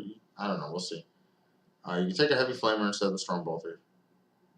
You can take 2 Hunter Killer Missiles, and you can take Ironclad Assault Launchers. Okay. So, first of all, a Melt-A-Gun looks a lot more viable when you hit on 2s and wound on 3s against most, or possibly 4s. That looks more viable. Alright. Hunter Killer Missiles when you're hitting on 2s, probably wounding on 2s. Very nice. Hurricane Bolter, Rapid Fire 6, Twin Lengths. So, yeah, hitting on 2s, you're probably wounding a lot of vehicles on 5s, or maybe 6s. This guy's also toughness 10, which is a good break point. His AP is -4 for D6 damage on the Melt-A-Gun. Hurricane Bolt is just 1, but it is twin linked, and you're adding 1, so you can even do some stuff to vehicles with that. Heavy Flamer you probably don't take here. Storm Bolt probably not either. This Melt-A-Gun and Hunter Killer Missile are good against vehicles, though. It has grenades as well. But yeah, I mean, the ability to add 1 to hit and wound against vehicles is very good. And it means that this guy, you might see him a whole lot. He's got toughness 10, is a big deal too, so save 2 up. Yeah, you probably see this guy a lot for dedicated anti-vehicle, though I think if I remember some of the tanks, there's even better stuff than this. So, alright, Redemptor Dreadnought. He's still got his -1 damage, that's good. He's got toughness 10 and 12 wounds, so again, tough nut to crack, always has been. He has Twin Frag Storm, Heavy Flamer, Heavy Onslaught Gatling, and Redemptor Fist. Heavy onslaught Gatling cannon is 12 attacks. Very good anti-infantry, devastating wounds as well. Really nice. You can replace the, let's see, heavy flamer, twin frag storm cannon, twin frag storm is blast, twin linked. So again, more dedicated anti-infantry. You probably don't take this guy for that. You probably try to see what else we can take. We can grab an onslaught Gatling cannon, which is 8 attacks. So you can get this guy at 20 attacks, probably win the most infantry on 3s with devastating wounds. This guy can chew up infantry. Okay, this guy can chew up infantry. You can get rid of his heavy onslaught cannon for a macroplasma incinerator, which is strength 8 or strength 9. Good AP, but kind of middling damage. Highly variable number of shots. Blast, but if you're shooting like vehicles. So dedicated anti-heavy infantry if you really want it. Which I think it's like, okay, you know, it's okay. You win most Marines on 2s. Devastating wounds with this kind of volume means you could probably mortal wound your way through this kind of weapons efficiency anyway. That's funny because it's a different loadout than we're used to seeing from Redemptors, but it could be a dedicated infantry piece, just kind of spray and pray. It looks pretty nice. It's going to be around all game too. -1 damage in this edition is going to be good. Alright, Brutalis Dreadnought, toughness 10. This is the close combat one, right? Yeah, it doesn't have a great range profile here. I mean, it can still shoot some stuff. But it's got Brutalis Fists. You can get rid of the bolt rifles for Brutalis Talent, which you might want to take. Brutalis Talent are twin linked with a different profile. Yeah, you take the Talent here. I mean, this is the same profile, except you have a sweep option for also -2 AP. They all come with twin linked. Strength 12 on this means you can tank shock for a lot. So, yeah, real good. You probably don't take the multi-melter because it's just better anti-vehicle. Very good anti-infantry, anti-light infantry, close combat chewing piece. It probably sees play because toughness 12 and toughness 10 and 12 wounds, and the ability to do D3 mortal wounds when you end a charge move. And it starts at D3, becomes 3, and on a 6 becomes D3 plus 3. Yeah, this guy's a light infantry blender, and he will be around. I think that unit is excellent. Ballistic Dreadnought. We've already reviewed this guy. He's got a lot of anti-tank. He's really hard to kill. If you're targeting something fresh, you get to reroll the hit roll. At the moment, this guy is nasty against vehicles. He gets the Ballistic Blast Cannon, which importantly is 2 shots at strength 12, AP -3, and he also gets the Crack Launcher. He's going to pop vehicles, so expect to see this guy a lot too. If he's going to charge into combat, then strength 7 is nice. If you want to tank shock, then you can, you know. Alright, Assault Squads, we talked about them. I really like these guys because of the lance and the ability to throw a chaplain in here and try to, like, Rhino delivers, things that are going to have decent AP and wound on 2s against most infantry in the game. They're OC1, so that's just kind of okay. But they're a missile piece, and my guess is they're probably a cheap missile piece, so I like it. Assault Marines with jump packs, they do not have +1 to wound. You can give them a chaplain with a jump pack, I think. And then each model on a 4+ deals a mortal wound on the way in. So, yeah, good. You're equipping these guys with, they're going to come with their chain swords, they're going to have high AP. +1 to wound and mortal wounds is going to be nice. High movement's going to be nice. Deep strike's nice. Depends on points cost, but you might see these guys as missiles as well. Not nearly what Vanguard vets are, so Vanguard vets have usually been taken over these guys. Alright, Outrider Squad, our first look at the bikes. 12-inch move, and when you advance, you just move 6, additional 6, so 18-inch. The turn when you can do actions with these guys, especially for the secondaries, like Devastator and Advance and Charge, you can get a lot of stuff done with these guys on the board. They are 4 wounds, notably, not 3, very important for some combat, although it's hard to catch these guys. 3-up save with OC2, again, very nice. Why is the Invader ATB here? Let's figure that out. Why is the Invader ATB here? He is with the Outrider unit. Okay. Interesting. He's got his own stat profile.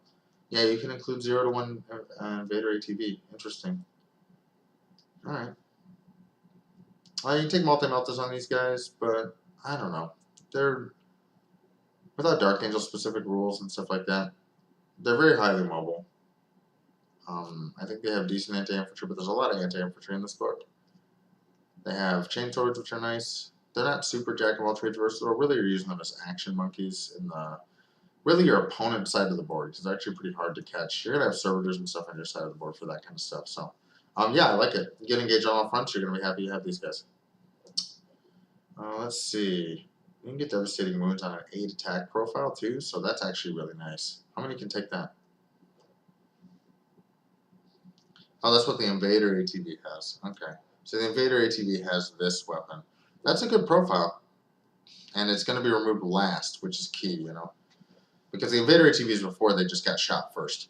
But toughness 5A wounds and the last thing to be removed is it's going to mean this gun's going to stay alive for a long time. That's good. Devastating wounds. Anything with devastating wounds in this book, whether it's at the moment, is really nice. Alright. 2 to 5 Outriders as Sergeant ATV. Cool. Invader ATV. This is the same as before.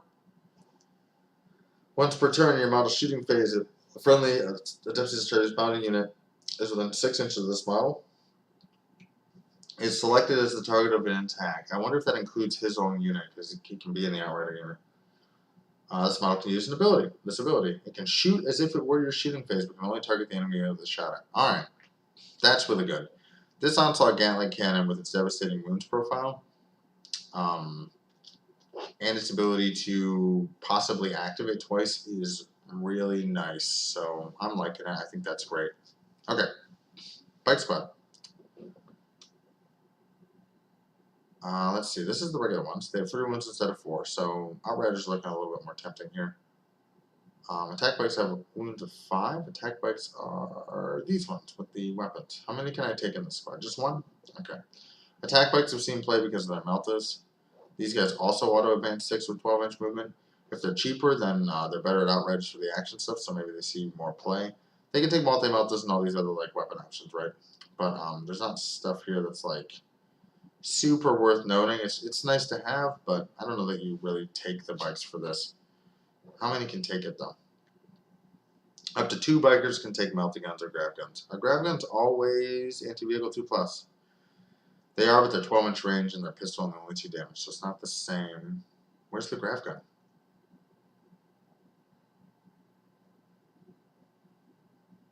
Where is the grav gun? It's not here.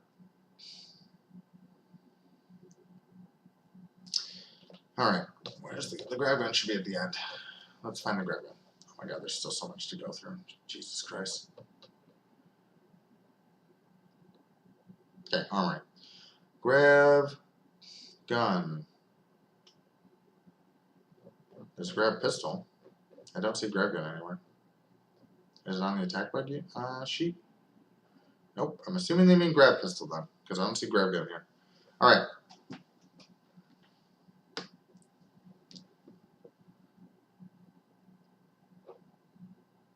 Yeah, it's gotta be grav pistol. Okay. I'm not super excited. I like this squad for actions and utility on the board. I think it's a good squad. I don't think you take a ton of weapons on it because you really want to be doing its utility. And these things are not assault. So, yeah, 12-inch move utility. You're going to be moving to get stuff down the board, so these weapons aren't going to be super relevant. Okay, Scout Bike Squad. Same thing, I said Scout's 9 inches, and it can arrive from strategic reserve in your opponent's deployment zone. Okay. These might actually be even better because there's still 3 wounds in OC2. They don't have any killing power, but you're not really taking them for the killing power. You're really taking them for the ability to outflank, get in your opponent's deployment zone, do engage on all fronts. And because you can do it in your opponent's deployment zone and you're not screened out, you probably take a minimum size squad of these, like 3, and use them for tactical flexibility and completing objectives. So I like that a lot. I think that these guys are the standout bike unit to me. Unless their attack bikes are still good. But attack bikes have always really been able to take a ton of multi-meltas, right? You can take 3 attack bikes with multi-meltas, but these are not what they once were. And so I think that people are going to be leaving those on the shelf a lot. Outrider Escort means that, yeah, again, another mounted unit is within 6 inches, then you can shoot anything that shoots them once per turn. The multi-meltas are nice. The heavy bolters are okay. You might see these with heavy bolters, actually. 3 of them with heavy bolters. They can also use this Outrider Escort ability. Maybe that's pretty good. Actually, that's pretty nice. Yeah, I might swap these for heavy bolters and use them as an escort. They're going to be points dependent. but they can be used with other Outriders or other bike squads. But again, Scout Bikes I think are the nice unit here. And if you're playing tactical missions and you pull like Engage on All Fronts, or you pull behind enemy lines, or the one where you have to be in the deployment zone, then yeah, having the ability to enter from strategic reserves on the second turn and above in your opponent's deployment zone is going to be really nice. So these guys have limited utility. I think they have decent ability to use heavy bolters and stuff like that, but they don't really have character support that you would really want to take in a unit like this. So I don't know. I think they're okay. They're not what they once were. Suppressor Squad, Accelerator Autocannon, hits on 4, strength 8, minus 1, 2 damage. When they hit, is it when they hit? Hit, yes. Then whenever that unit becomes suppressed, and whenever that unit makes an attack, you subtract 1 from the hit roll. So yeah, cool. That's good. I think that like 48-inch range, the ability to subtract 1 from hit rolls is nice. 2 wounds, toughness 4, OC 1. It's a good profile to remove Marines too. That's something that's worth remembering. So maybe you take these with Oath of Moment, you can basically remove most infantry in the game, and also nerf their both their shooting and combat efficiency. So yeah, really good. I like it. Inceptor Squad. See, I looked at this unit earlier and I noticed that its overcharged plasma goes up to damage 3, AP 3, strength 8 with 2 attacks. And it's got twin links, so it rerolls the wound roll. And those guys, because of that, look extremely good. When they set up, they can set up within 3 and not within 9, though they can't charge it for doing so. They have OC1, useful for if you want to swoop down with a unit of like, I don't know, 6 of these, probably 4 of these, 4 to 6 of these. Drop them near an enemy that's holding an objective in the backfield by themselves. Just nuke them off of that point, and then because you have objective control and you're within 3 inches of the objective, you're going to score that objective from them. Very cool sniping piece that has assault pistol. Yeah, you're going to see these guys with plasma exterminators all over the place. If you're going to try to snipe small enemy units with twin links, sustained hits 2 on an assault pistol with 3 attacks, you might actually even see the assault bolter one. Because a lot of stuff that holds backfield objectives are like really cheap infantry squads that don't really want to participate in the game a whole lot. So yeah, very good. Deep strike means they can't be screened out too. So mission stuff, you can drop these guys in on a turn when you need engage, on a turn when you need behind enemy lines, and also probably take an objective from somebody else. So this squad's amazing. I think that this squad you're going to see all over the place. Highlight of the book. One highlight of the book to me. All right, Storm Speeders. We're going to get into speeders now, it looks like. Yep. So there's going to be speeders for a lot of different jobs, and speeders all have deep strike, which is a very good ability now. This speeder is 2 frag storm, onslaught Gatlin, heavy stubber close combat weapon, no option. This is an anti-infantry boy with blasts, devastating wounds, no AP, twin linked on the Iron Hail stubber, lots of mass anti-light infantry, and then each time a friendly adept destroyers unit attacks or makes a ranged attack that targets an enemy unit that has been hit by this model, you improve the AP by 1. So it can only be affected by this once per phase. So I can use this guy at toughness 9, I can fly him around because it's a 14-inch move, I can shoot a bunch of guns into an infantry unit that needs to die, and now everything else on the table gets +1 AP against that unit, as long as they're shooting it. So yeah, really nice. If they're really cheap, then you're going to see these guys all over the place. If they're really expensive, then you're not. Because like things like Stern Guard veterans or other things with bolters already have AP -1. AP -2 though is going to be nice in addition with a ton of cover. So it can take your the damage that you do push through, and especially with Oath of Moment, and up it to 11. So I think these guys are really cool. I think all the speeders are really cool. All right, Storm Speeder Thunderstrike, toughness 9. 11 wounds, OC 3. Again, it's got deep strike and Oath of Moment. This one comes with Storm Fury, Lad's Talon, Rocket Pod, close combat weapon. So it's going to come with all this. Anti-Fly Twin Linked. That's good at killing enemy flyers. You're going to reroll the wound roll on it too. So anything you hit with this. It is D3 though, so it's okay. It'll pop some wounds off a flyer. The last talent is strength 9, AP -3, so it's not a last gun, but it still hits on 2s. So that's nice. The Storm Fury missiles though. 1 attack at strength 12, D6 +1. Decent. Each time this model is shot, select one enemy monster or vehicle. that was hit until the end of the phase. Each time an Astartes unit makes a ranged attack, add 1 to the wound roll. Okay, that's really good. This guy's going to be taken just for that reason alone. Vehicles are going to be hard to shift in this edition, so are monsters. This guy's got a good profile against them, and then other things that are going to shoot it, especially high value guns, are going to start wounding it on 3s, 2s, possibly 4s, even if it's regular infantry fire. So, yeah. Well, 5s if it's bolters, but I'm talking more like your autocannons, your strength 6, your strength 7 stuff. You can go to wounding on 4s against vehicles. Yeah, really like this guy. I'm liking the theme on land speeders that they are kind of fly around the battle and like select priority targets, and your army just gets better at killing those things. Alright, this guy, same thing, 14-inch move, basically same profile. He has a missile launcher, 2 cracked storm grenade launchers, a melted destroyer, and a close combat weapon. So, big limiting thing on this guy is all his weapons are strength 9, not strength 10. And so he'll deal with light vehicles, but even then only on force. And heavy vehicles, he is not going to really do a whole lot against that. Each time this model shot, select an enemy unit hit by 1 or more attacks made by this model until the end of the phase that can't have the benefit of cover. I'm not sold on this guy. He's really limited by strength 9. Alright, regular land speeder, deep strike again. At the end of the shooting phase, select one enemy unit visible to this model until the end of the phase. Each time a friendly adept as a Astartes model makes an attack with a blast weapon, add 1 to the hit roll, and that attack has ignores cover. Okay. So, good at setting up blast. In a book where I haven't really seen a lot of blast, so I'm not sold on this guy yet. He's up to 7/6 wounds as well, so significantly easier to remove than the other land speeder variants. And his weapons. Multi-melt is not super effective. Heavy bolted, though, is nice to have against vehicles. I'll see a lot of blast support, otherwise I'm not impressed by this guy. Land speeder tornado. Deep strike, oath of moment. Each time this model has a normal move, you can select one enemy unit, excluding monster and vehicles.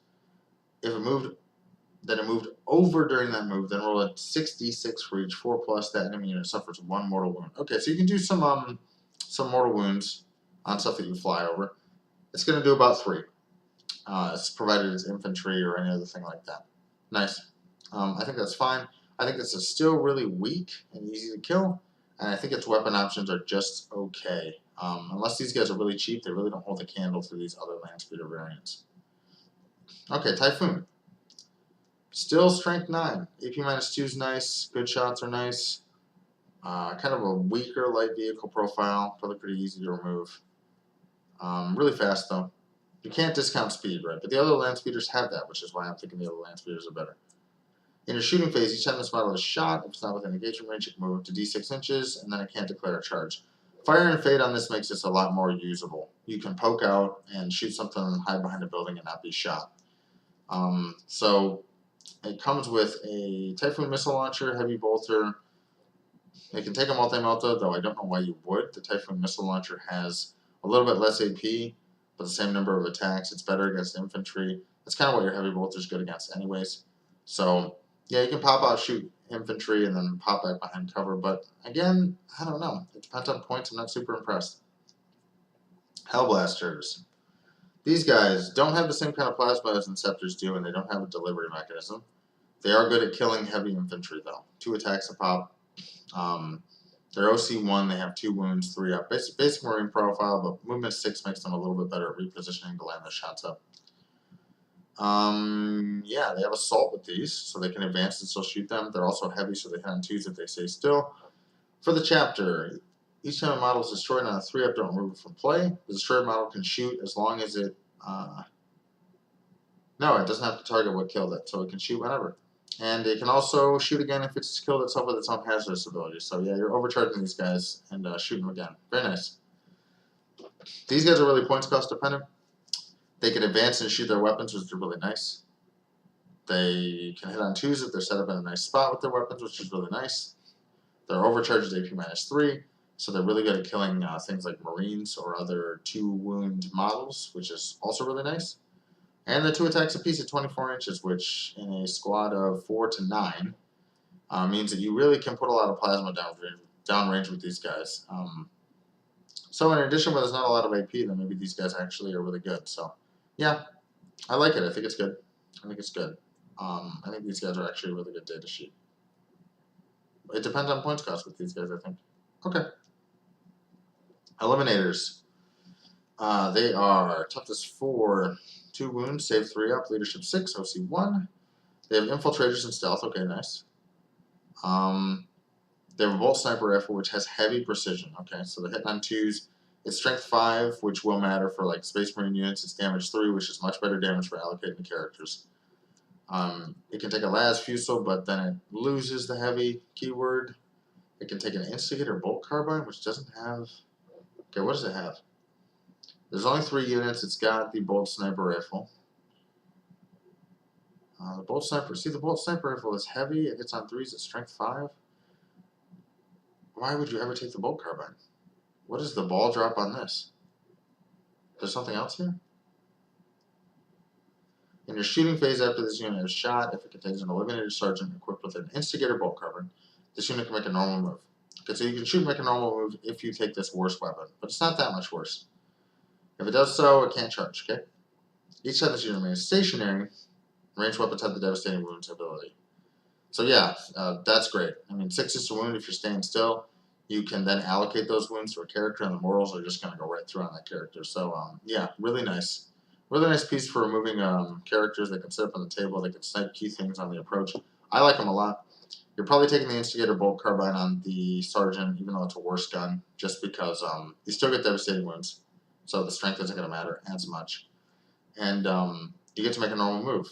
So you can shoot and then move instead of move and then shoot, and then get the benefit of this mark the target ability whenever you possibly can, while also keeping the unit relatively safe. I like the squad a lot. I think it's great. Eradicator squad. Okay. Movement 5, toughness 6, wounds 3. Did they have a save 2 up before? They have melter rifles and multi-melters. Okay. Fine. What can they take? Melter rifle, close combat weapon, but they can, for every 3 models, 1 can take a multi-melter. Okay. You're going to do that whenever you can because it's 2 shots, even if it's hitting on force. Total obliteration. Whenever you make a ranged attack against a monster or vehicle, you can reroll the hit, the wound, and the damage roll. Okay. These guys need a delivery mechanism, but they are going to kill whatever vehicle they shoot at. That is amazing. Okay, so highlight data sheet here if we have a delivery mechanism for this movement of 5 inches. I mean, they can come in from strategic reserves, but if we can get them a delivery mechanism, then they're excellent. I don't think they can go in drop pods. Yeah, I don't think they can go in drop pods. Devastator squads. Again, wounds 2, OC 1, movement 6. They can go in drop pods, so we're looking for the regular old drop pod stuff here. Each time this remains stationary until the start of your next movement phase, ranged weapons have no cover. Okay. Once per battle, after making a hit roll for a model in this unit, you can change that hit roll to an unmodified 6. Okay. They can take. They have bolt pistol, bolt gun, close combat weapon, but he's not doing that. 4 of them are going to take grav cannons, which are anti-vehicle 2+ with heavy. Heavy bolters, heavy flamers, las cannons, but you're not taking bolters. In a world where you get this, or you get heavy bolters, you have anti-infantry here. You have anti-infantry here as well. And yeah, why do you not just take the grav cannons here? There's no way to give them devastating wounds, but you can take a squad of like all grav cannons, hit on 4s.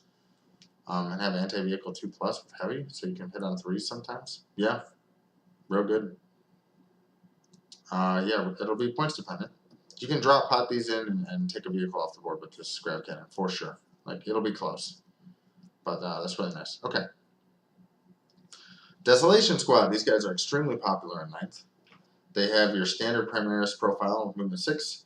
When they remain stationary, ranged weapons equipped have ignores cover and ignore the penalty of their hit rolls when making attacks with indirect fire. So they're going to stay still and spam this Castellan launcher with indirect fire and blast all game. And it's a decent profile. It's really good if you have both a moment, though the unit has to be visible. And they also get the Super Frag Rocket Launcher. And the Super Frag Rocket Launcher is blast heavy. D6+1, again, more anti-infantry. Super Crack is strength 10, which is very notably good against vehicles. How many can you take?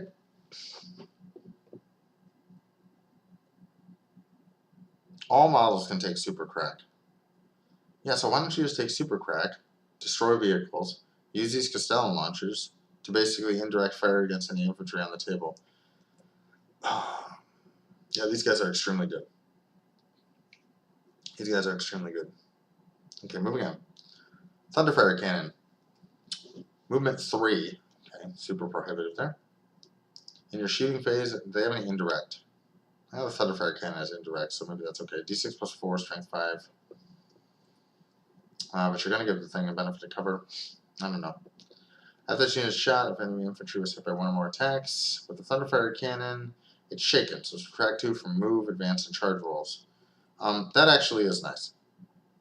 So points dependent here. If this thing costs a lot, then you're going to sit in the back field and wish you had your points in the middle of the table.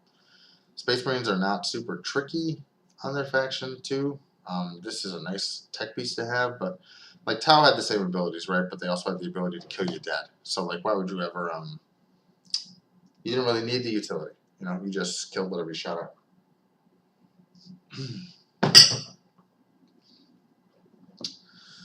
Okay, it's got a melee profile. That's nice.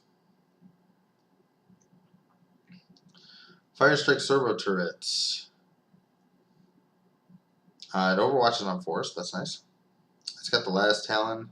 Any number can have the auto cannon. Last Talon, though, is notably strength 10 with better AP and better damage, so I don't know why you would ever take the auto cannon. Yeah, these guys are good. They're 3-inch move, though, which means that's really prohibitive. And in addition, that's probably going to be shooting heavy, probably going to be vehicle heavy, probably going to have a lot of cover on the table. So not sold just because of that. It's notably these guys can't shoot after advancing either. Yeah, not sold. I don't think so. Hunter, toughness 11, wounds 11, save 3 up, OC 3. It's got the Hunter Killer Missile. Yep. It's got the Sky Spear Missile Launcher, Anti-Fly 3 plus, devastating wounds heavy. Okay, so 3 ups, it's just going to do D6 plus 2 mortal wounds to flyers. If flyers are really popular, this thing is really good. If it's not, then this thing is not good.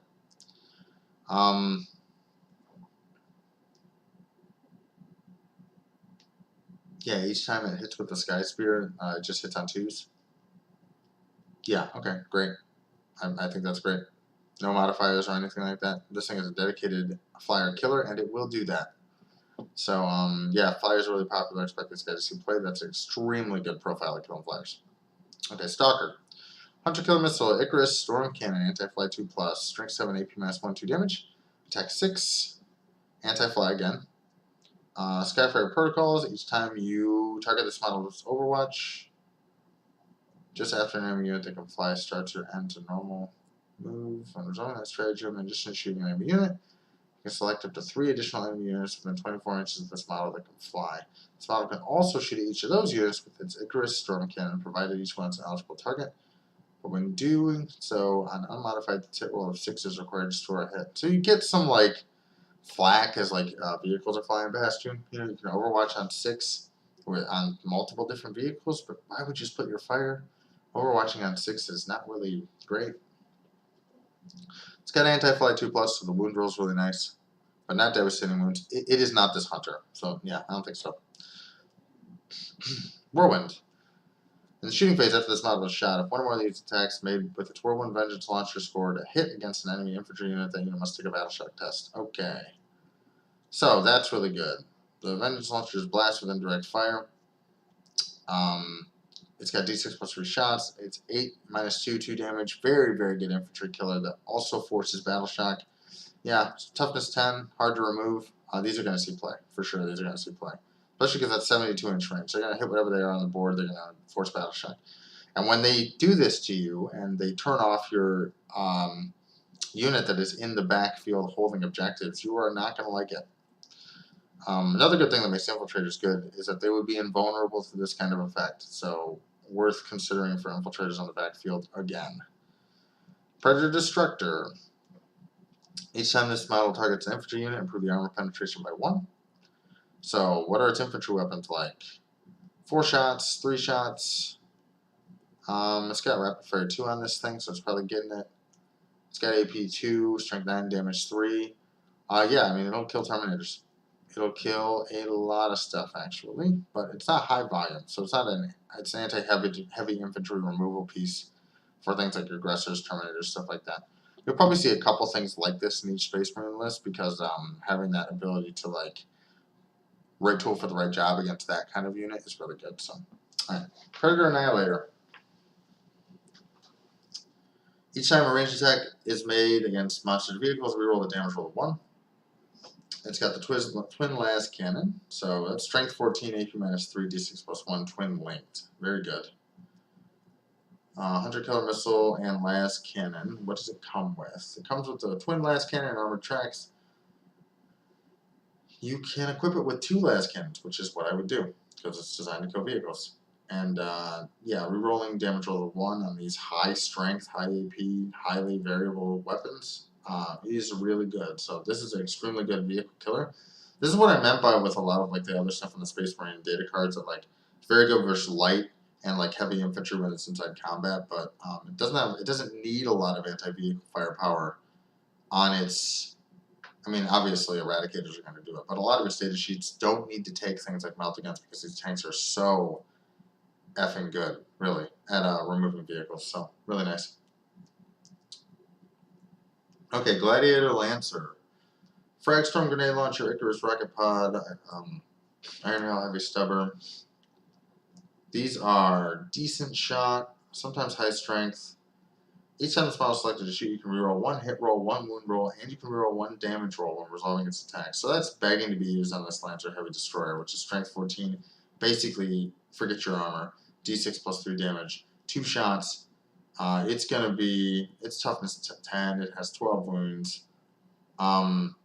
Yeah, this thing is we knew this thing was an anti-vehicle destroyer, so yeah. Points cost are going to dictate which one is better. The Predator Annihilator is also very nice. Or no, that's a dedicated, anti-tank. But points cost are going to dictate. This thing is 1 more wound. Same movement. So yeah, points are going to dictate which one sees play. This gun with this ability is extremely good though. Gladiator Reaper. Toughness 10, wounds 12. This model's heavy onslaught gatling cannon has sustained hits 2 when targeting infantry. Okay, so now we know what this one's for. This one's for infantry. It's got its onslaught thing. It's got devastating wounds with 12 shots. It hits on 3s. It's twin linked, so it rerolls the wound roll with those devastating wounds. Yeah, it's going to have sustained hits 2 as well. It's going to push a lot of mortal wounds out of infantry. So what else can it take? 2 Tempest Bolters, twin heavy onslaught gatling cannon, armored hull. It can also take an Iron Hail heavy stubber. The Icarus Rocket Pod is anti-fly. You're not taking this piece for that. So rapid fire 3, more anti-infantry, more anti-infantry. We just want as much anti-infantry with non-variable shots we can crank into this model. And it will shred infantry. But notably, there are other things that maybe are a little better at contesting the middle of the table that can also shred infantry in this book. So like Sterndar veterans and the like. So good though. It'll see play. It's nice. I think it's really nice. Okay. Gladiator Valiant, movement 10, 10 and toughness 10, wounds 12, save 3, OC value 2. Ferocious Assault. Each time this model makes an attack with its twin las cannon, the twin las talon, that targets the closest eligible vehicle and monster, add 1 to the hit roll. Okay. So this thing, twin linked, you can add 1 to hit, so it hits on 2s. You're going to have 2 attacks with its strength 10, AP minus 3, d6 plus 1. It's going to reroll its wound roll. So these are going to convert, and but it's only going to really convert against the closest monster vehicle. This thing is movement 10, so it can probably position that the way that it wants to, and strength 10 is really nice. But at the same time, it is not strength 14. You know, it's not. This thing is a take all comers gun. This thing is like a targeted monster killer with like a strength 10 multi-multi though. So maybe it's a little bit better against those things, but I don't think it's the same as the Gladiator Lancer here. So, yeah, I'm not sold on this game. Vindicator, Demolisher Cannon, Blast with d6 plus 3, strength 14, AP minus 3, d6 damage. Really good gun, really good take-all comers gun. Blast is going to make it good at anti-heavy infantry, but you probably want to shoot vehicles with the d6 plus 3 shot gun at d6 damage.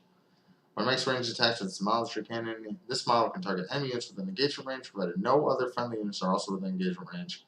In addition, when making ranged attacks, this model does not suffer the penalty to hit rolls for being in engagement. Okay, that's the key thing here, because I'm like, all vehicles get to shoot stuff they're in engagement with. All vehicles get to shoot stuff they're outside of engagement range with too. So yeah, I don't know why you would, unless you're in engagement with a monster or vehicle, there's not a real reason to shoot this at what you're in combat with. Blast is a little bit anti-synergy with this because this profile is just so good at killing single entities. So kind of strange, kind of a strange data sheet. Very good gun though. Might see play just on the amount of raw shots alone you can put downfield. So impressed with that one too.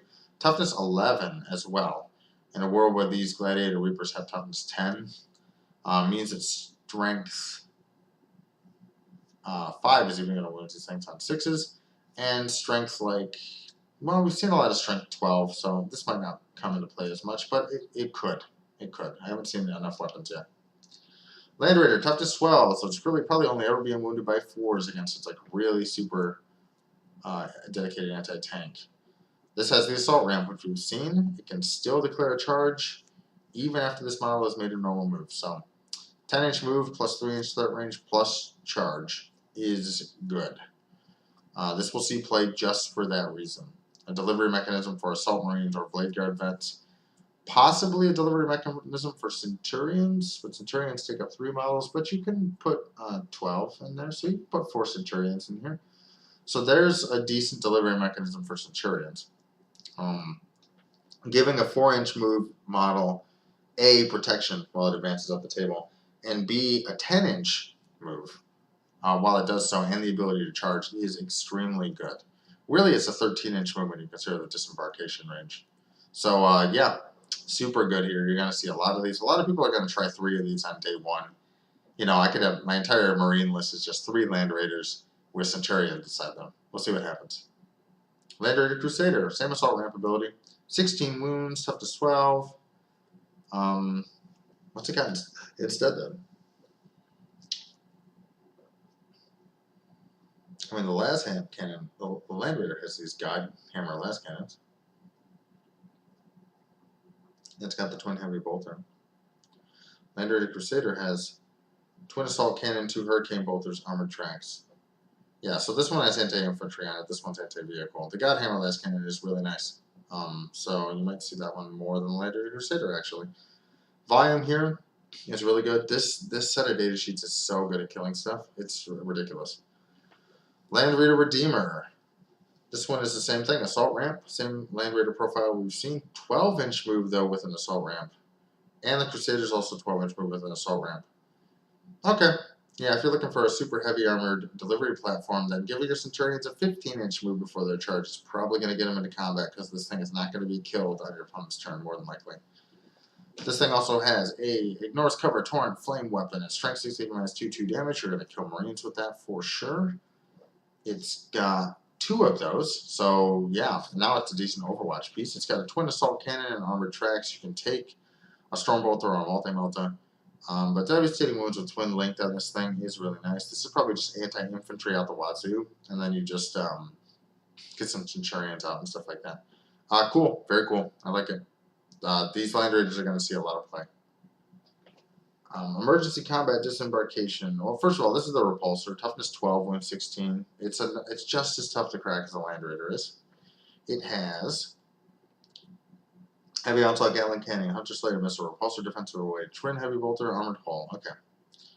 So, what, like 30 shots at decent anti-infantry profile with devastating wounds on this?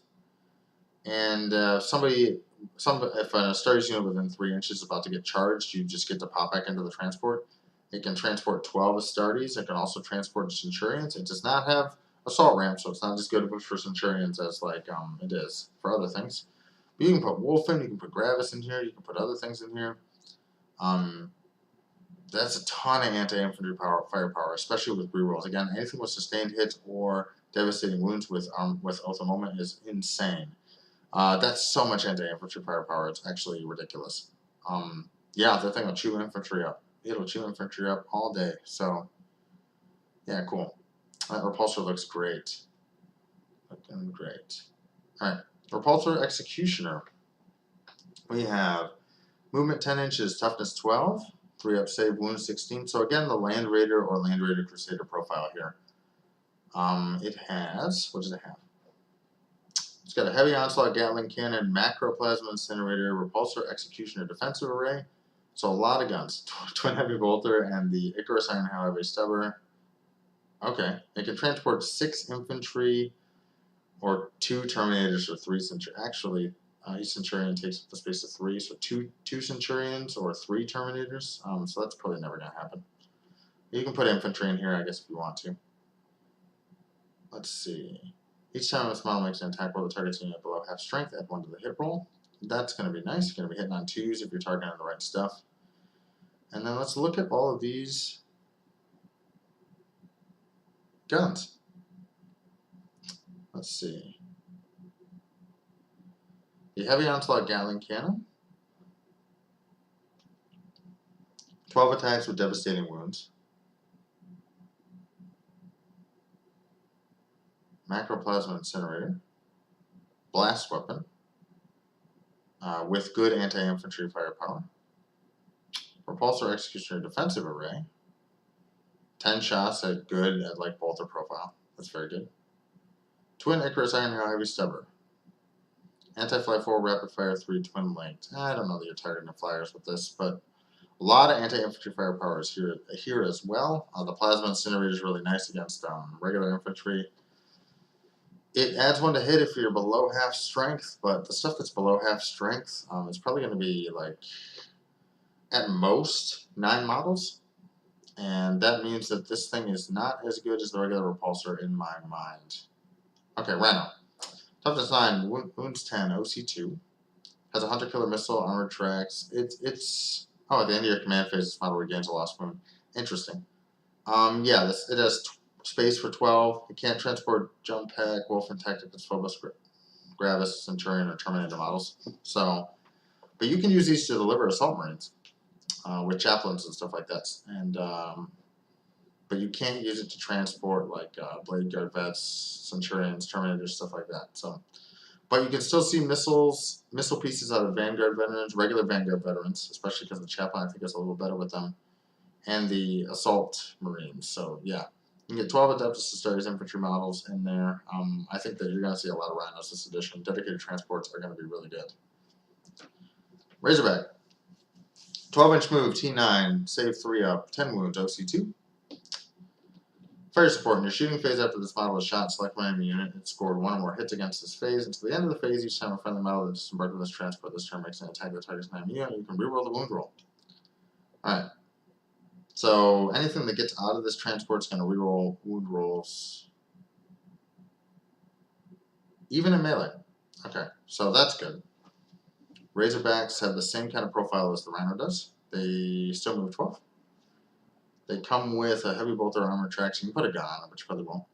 They can only transport 6 infantry is the only problem here. So like 5 man and a chaplain or something. But again, because of the way Oath of Moment works, and because of the way the rerolls on stratagems and stuff like that works on this, you're probably going to want big Space Marine units. Which is a change, right? Alright, Impulsor. First of all, I don't see firing deck. I see firing deck 2 on the Rhino. No firing deck on the Razorback. Firing deck 6 on the Impulsor. It can transport 6 Tacticus or Phobos infantry. It can't transport jump packs. 6 is a pretty limited number. It's funny because you can maybe put eliminators inside of this. And then just like... Yeah, could you put 2 squads of eliminators inside of this? And just use your firing deck 6, like basically treat this as an open top transport for your eliminators. That's really funny. You could do that. You can take these. You got your 2 storm bolters and armor hull. You can give it an iron hell heavy stubber. Units can disembark after this transport advance, but they can't declare a charge. Okay. So this thing can also advance and deposit stuff. Or a friendly Adeptus Astartes unit is within 6 inches each time you target that unit with a stratagem. You can get a... So this has comms for nearby infantry units. Has a fire veteran vulnerable save. It's got decent anti-infantry, maybe even anti-heavy infantry firepower here. But I think the funniest thing you can do with this is you can slap 3 or 6 eliminators inside of it and advance around the board and use this thing as an open top firing deck for those guys with sniper rifles. I think that's super funny. Alright, Impulsor. Same thing. Drop Pod. Drop pods can enter from reserves on turn 1. That's really nice. It's got these launchers, but you're not taking it for this. It's got 8 wounds. It's got deadly to -1, deep strike of the moment. And it can transport infantry, but can't transport jump pack, wolfen, gravis, centurion, or terminator models. Okay. So using this for devastators in the same way you did before. The anti-vehicle on the gravis means you can still do your devastator drop pod thing. You can use it for other things too, but often, I mean, with rhinos and stuff, you're not going to struggle, and these are the things you really want to deliver. You can use them for Vanguard vets, which would be nice, but Land Raiders or other things on the assault ramps are better delivery mechanisms for those things, and they don't have the restriction on what they can carry. So I think Drop Pod Devastator is probably still where it's at. Alright, Landspeeder Storm. It's weird that it's here. This Landspeeder does not have Deep Strike. It has Firing Deck 6. Oh, this is the one you can pack full of guys. You can put Scout Sniper Squads, or Sergeant models in there. Yeah, you can put your scout snipers with heavy weapons inside here and just fly around shooting stuff. That's kind of interesting. You can disembark. Yeah, even if you disembark after making a normal move, you can still charge. So that's good. Except these units are not good at charging. So, not super sold on that. Cerberus Launcher. This is dedicated anti-infantry. It's just okay. Alright, Stormhawk Interceptor, which are flyers. So we're getting to the end of the models here. This can choose to be a regular model instead of a flyer. It has Twin Assault Cannon, Skyhammer Missile Launcher, Lance Talon, Armored Hull. Lance Cannon, Skyhammer Missile Launchers, Anti-Fly. Strength 10, AP -3, D6 +1 though. 2 shots is really nice. You can add 1 to hit rolls when you target stuff with fly, so it's an anti-flyer flyer. You can take this other stuff, but if you're leaning into the anti-flyer, then this thing kind of just becomes a tech piece that has some ability to remove vehicles, but not the same as other things in this book. So, anti-flyer tech piece there. Storm Talon Gunship, 20-inch moves, toughness 8, save 3 up, 10 wounds.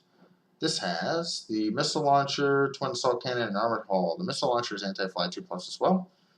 The Missile Launcher is, again, another kind of weird blast, but also anti-infantry, but also... It's weird. This is weird, because its ability is that when it targets something that doesn't fly, you add 1 to the hit roll. But, the Missile Launcher... Yeah, I mean, the Missile Launcher is just, it's an anti-fly one, so it's kind of odd. You can take the blast to clear out some chaff, especially if you're hitting on 2s. You can take crack, but you're probably targeting vehicles with that. So it's like it wants these anti-infantry guns, but the anti-infantry guns are not that good. It's a flyer, so it's restricted on its movement, and it's relatively easy to remove because you can always see it. I don't like it. Storm Raven Gunship.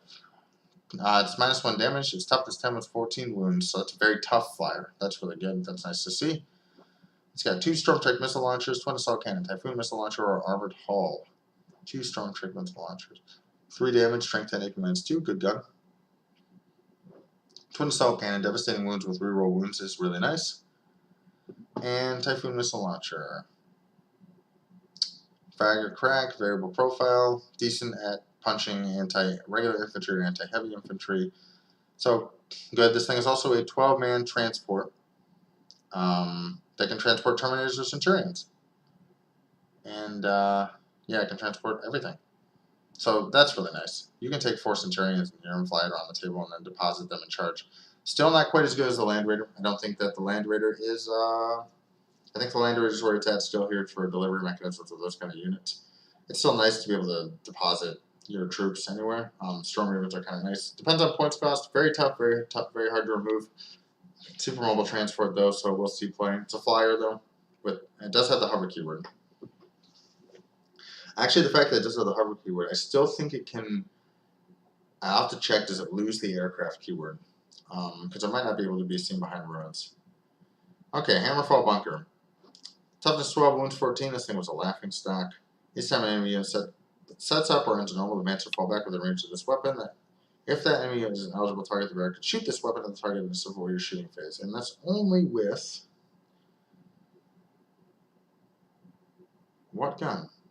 I don't even see it. Oh, the heavy bolter and the heavy flamer. The heavy flamer is very good. Actually, the heavy flamer is extremely good.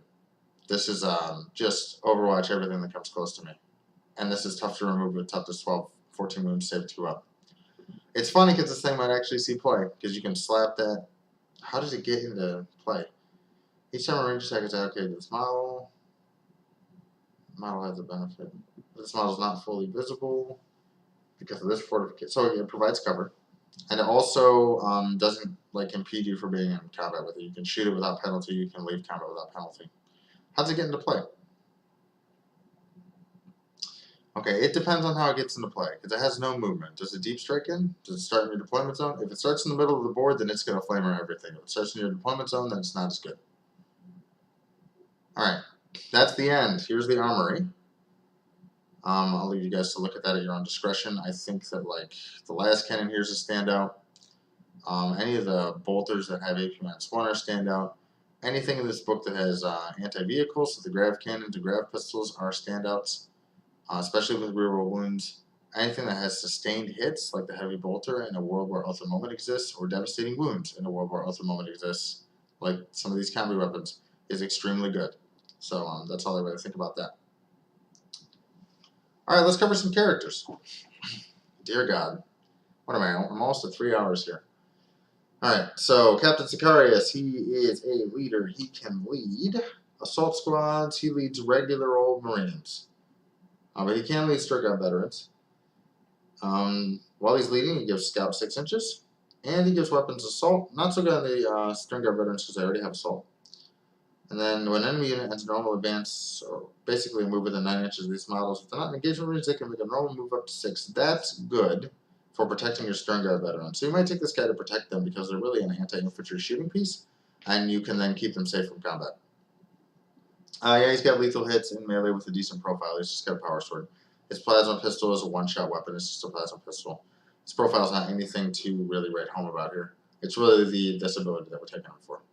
I like it in Stringguard veterans. Vanguard vets can use it also to aggressively redeploy if stuff ends or wants to kind of countercharge them, so that's nice too. Chaplain Cassius. Save 3 up, toughness 4, wounds 4. Not a whole lot of wounds here. Feel no pain 5+.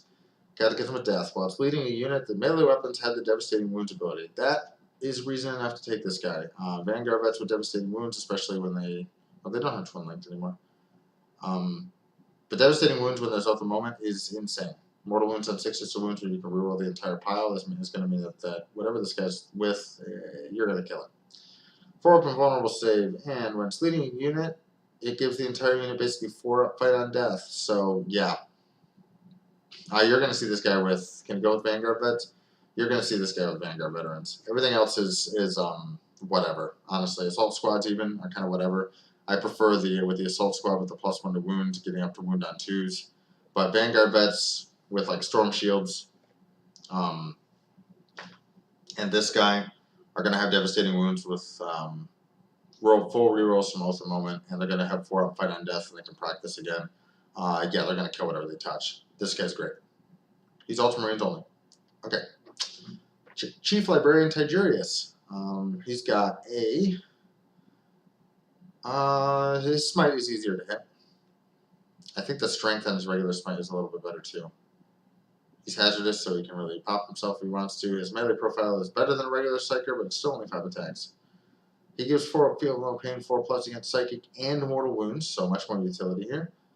And when this model is leading a unit, each time an attack targets that unit, subtract 1 from the hit roll. In addition, once per battle, you can target that unit with the following stratagems for 0 CP. It's once per battle round. So for 0 CP, you can use counteroffensive, fire, overwatch, go to ground, or heroic intervention. That's good. 0 CP for fire, overwatch once a round is good. Also for heroic intervention is good as well. He can go with assault intercessors with Stringguard vets. Another good target for Stringguard vets here because giving them Overwatch for free and -1 to be hit when they're being shot against allows them to really win the shooting war and really contend with the center of the board. All these other squads can't take enough flamers or any other things to really make it worth your while here, I think. Although assault intercessors with heroic intervention for free could be really good too. Alright, my name is Calgar. Gauntlets of Ultramar. 4 attacks, ballistic skill 2. It's a decent anti-infantry profile here. His Gauntlets of Ultramodern Melee are twin linked at strength 8 with AP -3 damage, weapon skill 2, 6 attacks. His power sword is not extra attacks. Okay, he can go with Aggressors, Assault Intercessors, Blade Guard, Eradicators, Heavy Intercessors, so basically all the Primaris options, and some Gravis options here. He can go with Eradicators. Alright, while this model is leading a unit, that unit is eligible to shoot and declare a charge in a turn in which it advanced or fell back. That's good. Advanced is a really nice delivery mechanism. At the start of your command phase, and good flexibility there. At the start of your command phase, if this unit's Marine Escalgar model is on the battlefield, you gain 1 CP. Okay, that's really good. We haven't seen that from Primaris or from Space Marine leaders so far. We've seen free stratagems, but it probably is worth taking this guy just because 1 CP, additional CP a turn is going to be really nice. And while there's a Honor Guard model in the unit, Marine Escalgar gets Finland Pain 4+. That's interesting. He's leader, but these guys are not. So once his squad gets killed, you start allocating to Marine Escalgar just to keep the Finland Pain 4+. That's really good. Alright, what else you got here? Marine Escalgar is going to be points dependent, but +1 CP is nice. This kind of flexibility is nice. He's very good in combat. He's very difficult to kill. So, yeah, very nice. Sergeant Cronus. He has a bolt pistol and a servo arm, so you're not taking him for his damage dealing. He's a tank commander. Okay, what's tank commander? Oh, you start embarked in a tank. Okay, you can start in these tanks. The Predator, Destructor, and Annihilator, the Stalker, the Vindicator, even some of the Land Raiders, a lot of the stuff, Hunters, a lot of these are great tanks. Okay. The vehicle starts to hit on 2s. When it's selected to shoot, you can reroll 1 wound roll. And when this model disembarks, it has a lone operative. So basically, when the vehicle is destroyed. Because I don't think you can only disembark if it's destroyed. Yeah, okay. So he starts in a tank, he makes the tank hit on 2s and reroll 1 wound. So we're valuing high single shot weapons. So the Land Raider with its las cannons, the Predator, the big anti-tank one with the strength 14 gun. We're gonna like that too. Okay. Sergeant Tellian.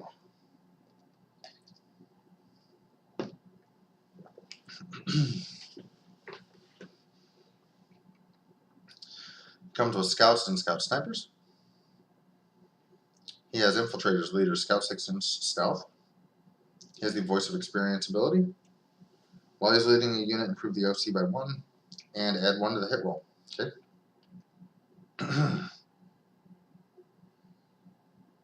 Each time they're selected as a shooter fight, you can give them lethal hits, precision, sustained hits. Well, sustained hits 1 is not as good as lethal hits, so we just take lethal hits.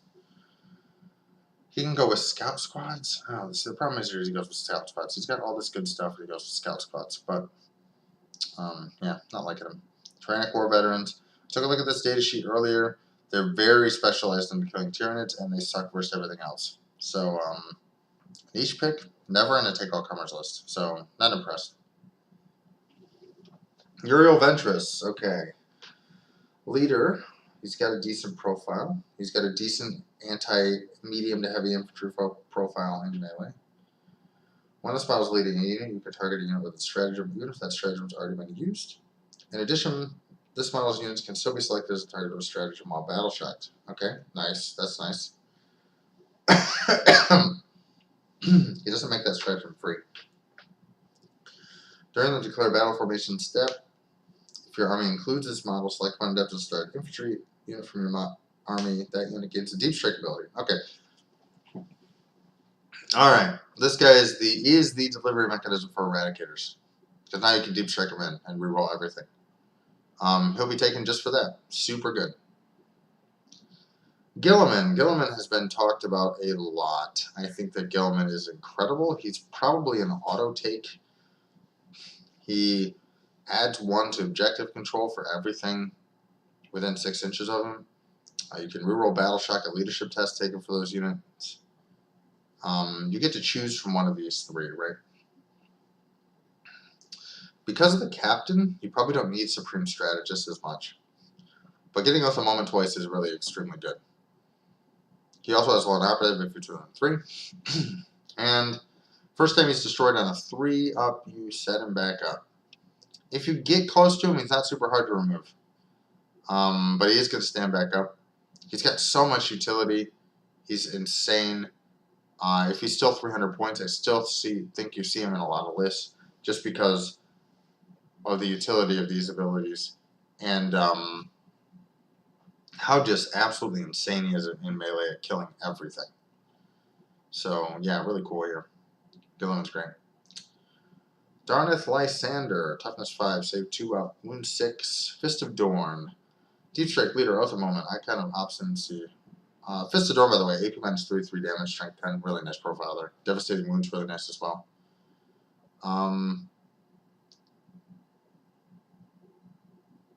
Okay, so if the strength value, my voice is given out, so I'm just going to read these in my head and comment. If the strength characteristic of an attack is greater than or equal to the toughness, subtract 1 from the wound roll. Okay. So he makes stuff tanky against stuff that is usually good at killing it. That's very good.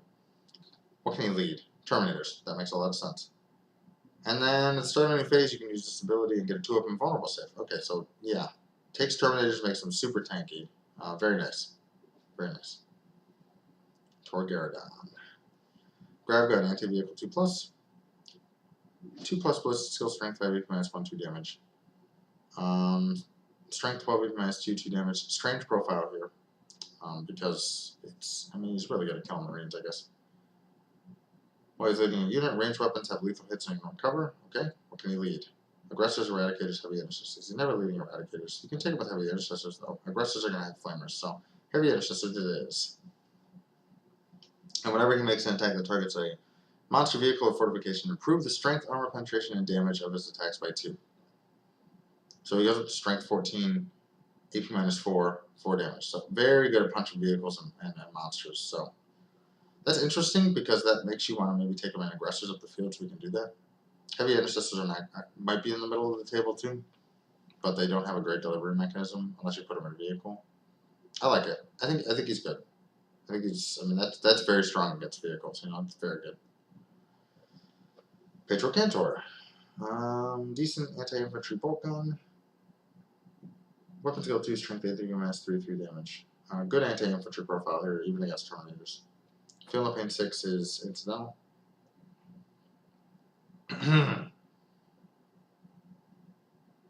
Alright, he just gets an ability to up attacks on all weapons, ranged and melee, by 1. And each time the unit he's with is below starting strength, they get +1 to hit. If they're below half strength, they get +1 to wound. So they get the Sisters of Battle roll. He can lead command squads, Stern Guard veterans, or tactical squads.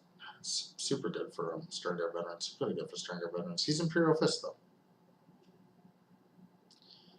Alright, Iron Father Pharaohs. What are Iron Hands getting? Gorgon's Wrath has the same hits 2, 36-inch weapon, anti-infantry killer. He's got extra attacks with his servo arm and his axes. 1 more strength than regular Tech Marine. While he's leading a unit, they have Feel No Pain 5+. He can lead aggressors, eradicators, or heavy intercessors. While it's within 3 inches of the vehicle unit, has lone operative. And in your command phase, it adds 1 to the hit rolls for vehicles. It regains 3 lost wounds. And you can't use it if you've already used the Tech Marine on the vehicle. Okay. +1 to hit on the vehicle is really nice. The ability to give Feel No Pain 5+ to a unit of heavy things like this with multiple wounds is also really nice. Yeah, a nice versatile Tech Marine. You could use him for both. I think he actually is not that much better than regular Tech Marine, I think. Especially with the amount of rerolls in this faction. Even some native to vehicles. So you'd probably take him for like Eradicators. You'd probably take him for aggressors, actually. Feel No Pain on a unit like that's going to be really nice. Alright, Raven Guard. Precision, Twin Links. So this guy can snipe characters with this weapon and reroll wounds. Okay, that's really good. He's got a decent anti-infantry pistol. He's got leader, lone operative, and stealth. So he can be in a squad or he can be by himself. That's fitting for a emo boy such as himself. While he's leading a unit, the unit basically has lone operative. So you're not getting, well, the unit's not getting shot. So that's really nice as a way to get units up the board. He can go with Assault Squad with jump packs or Vanguard Vets with jump packs. He's probably going with Vanguard Vets.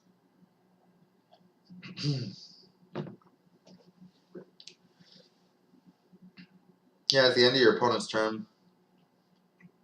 Okay, so here's why I think you use Cayman Strike. You use him to repeatedly rapid ingress Vanguard Vets onto the board. They will be difficult to shoot. You can rapid ingress them like 14 inches away on your opponent's turn at the end of their movement phase. Then they will not be able to be shot by anything. And then on your turn, you will move those Vanguard Vets and charge the enemy and probably kill them. So that's how you use Cayman Strike, and he's going to be really good at it. This guy's nuts with Vanguard Vets, with jump packs. Okay, Adrex Agatone, Salamanders. He's got a 12-inch pistol that's decent. He's got a very good profile at killing infantry and melee. While this model is leading a unit each time a model makes a melee attack, you can reroll the wound roll. Alright, now we can kill vehicles.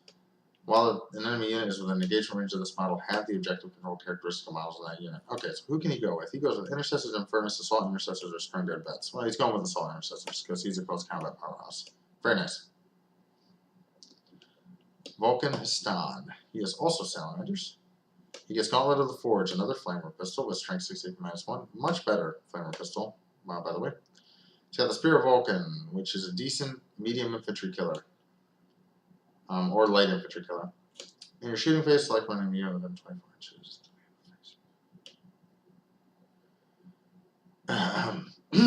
So he gives units of Infernus Marines, basically, because aggressors are already going to have twin linked. He gives units of Infernus Marines rerolls to wound. Very good. Extremely good, actually. But only against one particular enemy unit. But that's okay. You do it in your shooting phase. And then you get to reroll wounds with all those flamers. That's excellent.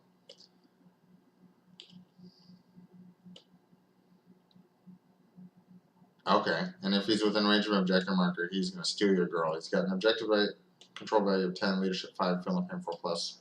4 better and vulnerable save. He's a leader of Assault Command Infernus. Well, yeah, you slap this guy in Infernus. You slap this guy in Infernus squads and just go to town. This allows Infernus to hold the center of the table with extremely high objective control as well. So you just choose the center objective, you put Infernus squads with this guy up there, you rock out with your Overwatch all day long. Insane. Insane. And Kasaro Khan. I think Kasaro Khan's the end. Movement 6, Bolt Pistol. Moonfang, Devastating Wounds, Precision. Precision with Devastating Wounds is nice. You can start allocating mortals to characters. While this model's leading unit, ranged weapons have the Assault, and melee weapons have +1 to wound. Yeah, extremely good. He wants to be on a versatile unit then. And each time this model destroys an enemy character model, you gain 1 CP. Also good. He goes with Assault Intercessor Squads, Intercessors, or Stern Guard Vets. See, that's interesting. It makes Stern Guard Vets actually decently able to punch in melee because +1 wound is nice. Assault Intercessors can do that too. Intercessors, you probably don't take this guy with. That's very interesting. I mean, White Scars have always been an Assault Army, right? So you just take Assault Intercessors with this guy and you go to town. You can actually take maybe some Hand Flamers on Assault Marines and have the Lancer. Nope, that's melee only. Okay, never mind. You can precision down characters, which is really nice. Okay, holy crap. That is the end of probably the biggest index reveal that will happen in this game. Oh, I am tired. My voice is going to give out. It's going to be great, though. Thank you, everybody, for being here. For my one viewer that I got that watched for 39 seconds, thank you so much. I really appreciate it. Yeah, this has been me with Command Phase here. If you're interested in supporting the channel, please like and subscribe. Please comment down below on what here looks really good to you. I'm going to think of like some good combos here. The stuff that comes out immediately is like those tanks are extremely good at killing vehicles. Chaplains are really good with Assault Marines and Vanguard Vets in order to make them like really deadly missiles. Blade Guard Veterans with all the different support they get are really good. Eradicators with Uriel Ventress are extremely strong. Infiltrators with Phobos Marines that can sit in the backfield and basically deny all deep strike your opponent might want to do. Infiltrators with Phobos Librarians, that is. And deny all deep strike shenanigans and also basically not get shot. Cayman Strike with Vanguard Vets for similar ability to rapid ingress and not get shot and then have guaranteed delivery next turn. Centurions and Land Raider Crusaders look extremely strong. And mostly what I want to say about this particular index is that it is so good at killing, but it has good OC values, but not a ton.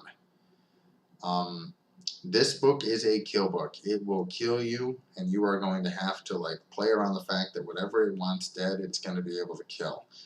I can't wait for points cost with these guys because they're usually pretty elite. Yeah, so I think this book very different flavor than the Tyranid one, which was more tactical and flexible. This book, well, okay, not flexible, much more tactical and kind of swarmy and overwhelming with a lot of movement shenanigans. This does not have that. It's got really solid stratagems, really solid tactical flexibility, incredibly strong killing power with its rerolls, and some really cool combos with some of its characters. You know, like you're going to see Euro Ventress, Deep Striking Eradicators all the time. You're gonna see Cave and Shrike with Vanguard Vets, and you're gonna see some of the combos that we talked about before. So I'll have a highlight reel on this index. It's been fun going through all of it. It's been tiring because it's a huge index. I mean, I don't know how many data sheets are in here. But yeah, I hope you guys enjoy, and if you're interested in supporting me on Patreon, it's patreon.com/commandphase, and I'll be looking forward to doing some kind of like video on what I think are some of the best. I think the thing to pull out of this is what are the best leader combinations here, because there's so many leaders and that's going to overwhelm people. And also, what are some of the best combos inside this book? So we'll be look forward to something like that coming out in the next couple of days. So thank you very much. This is Command Phase signing off. Bye, guys.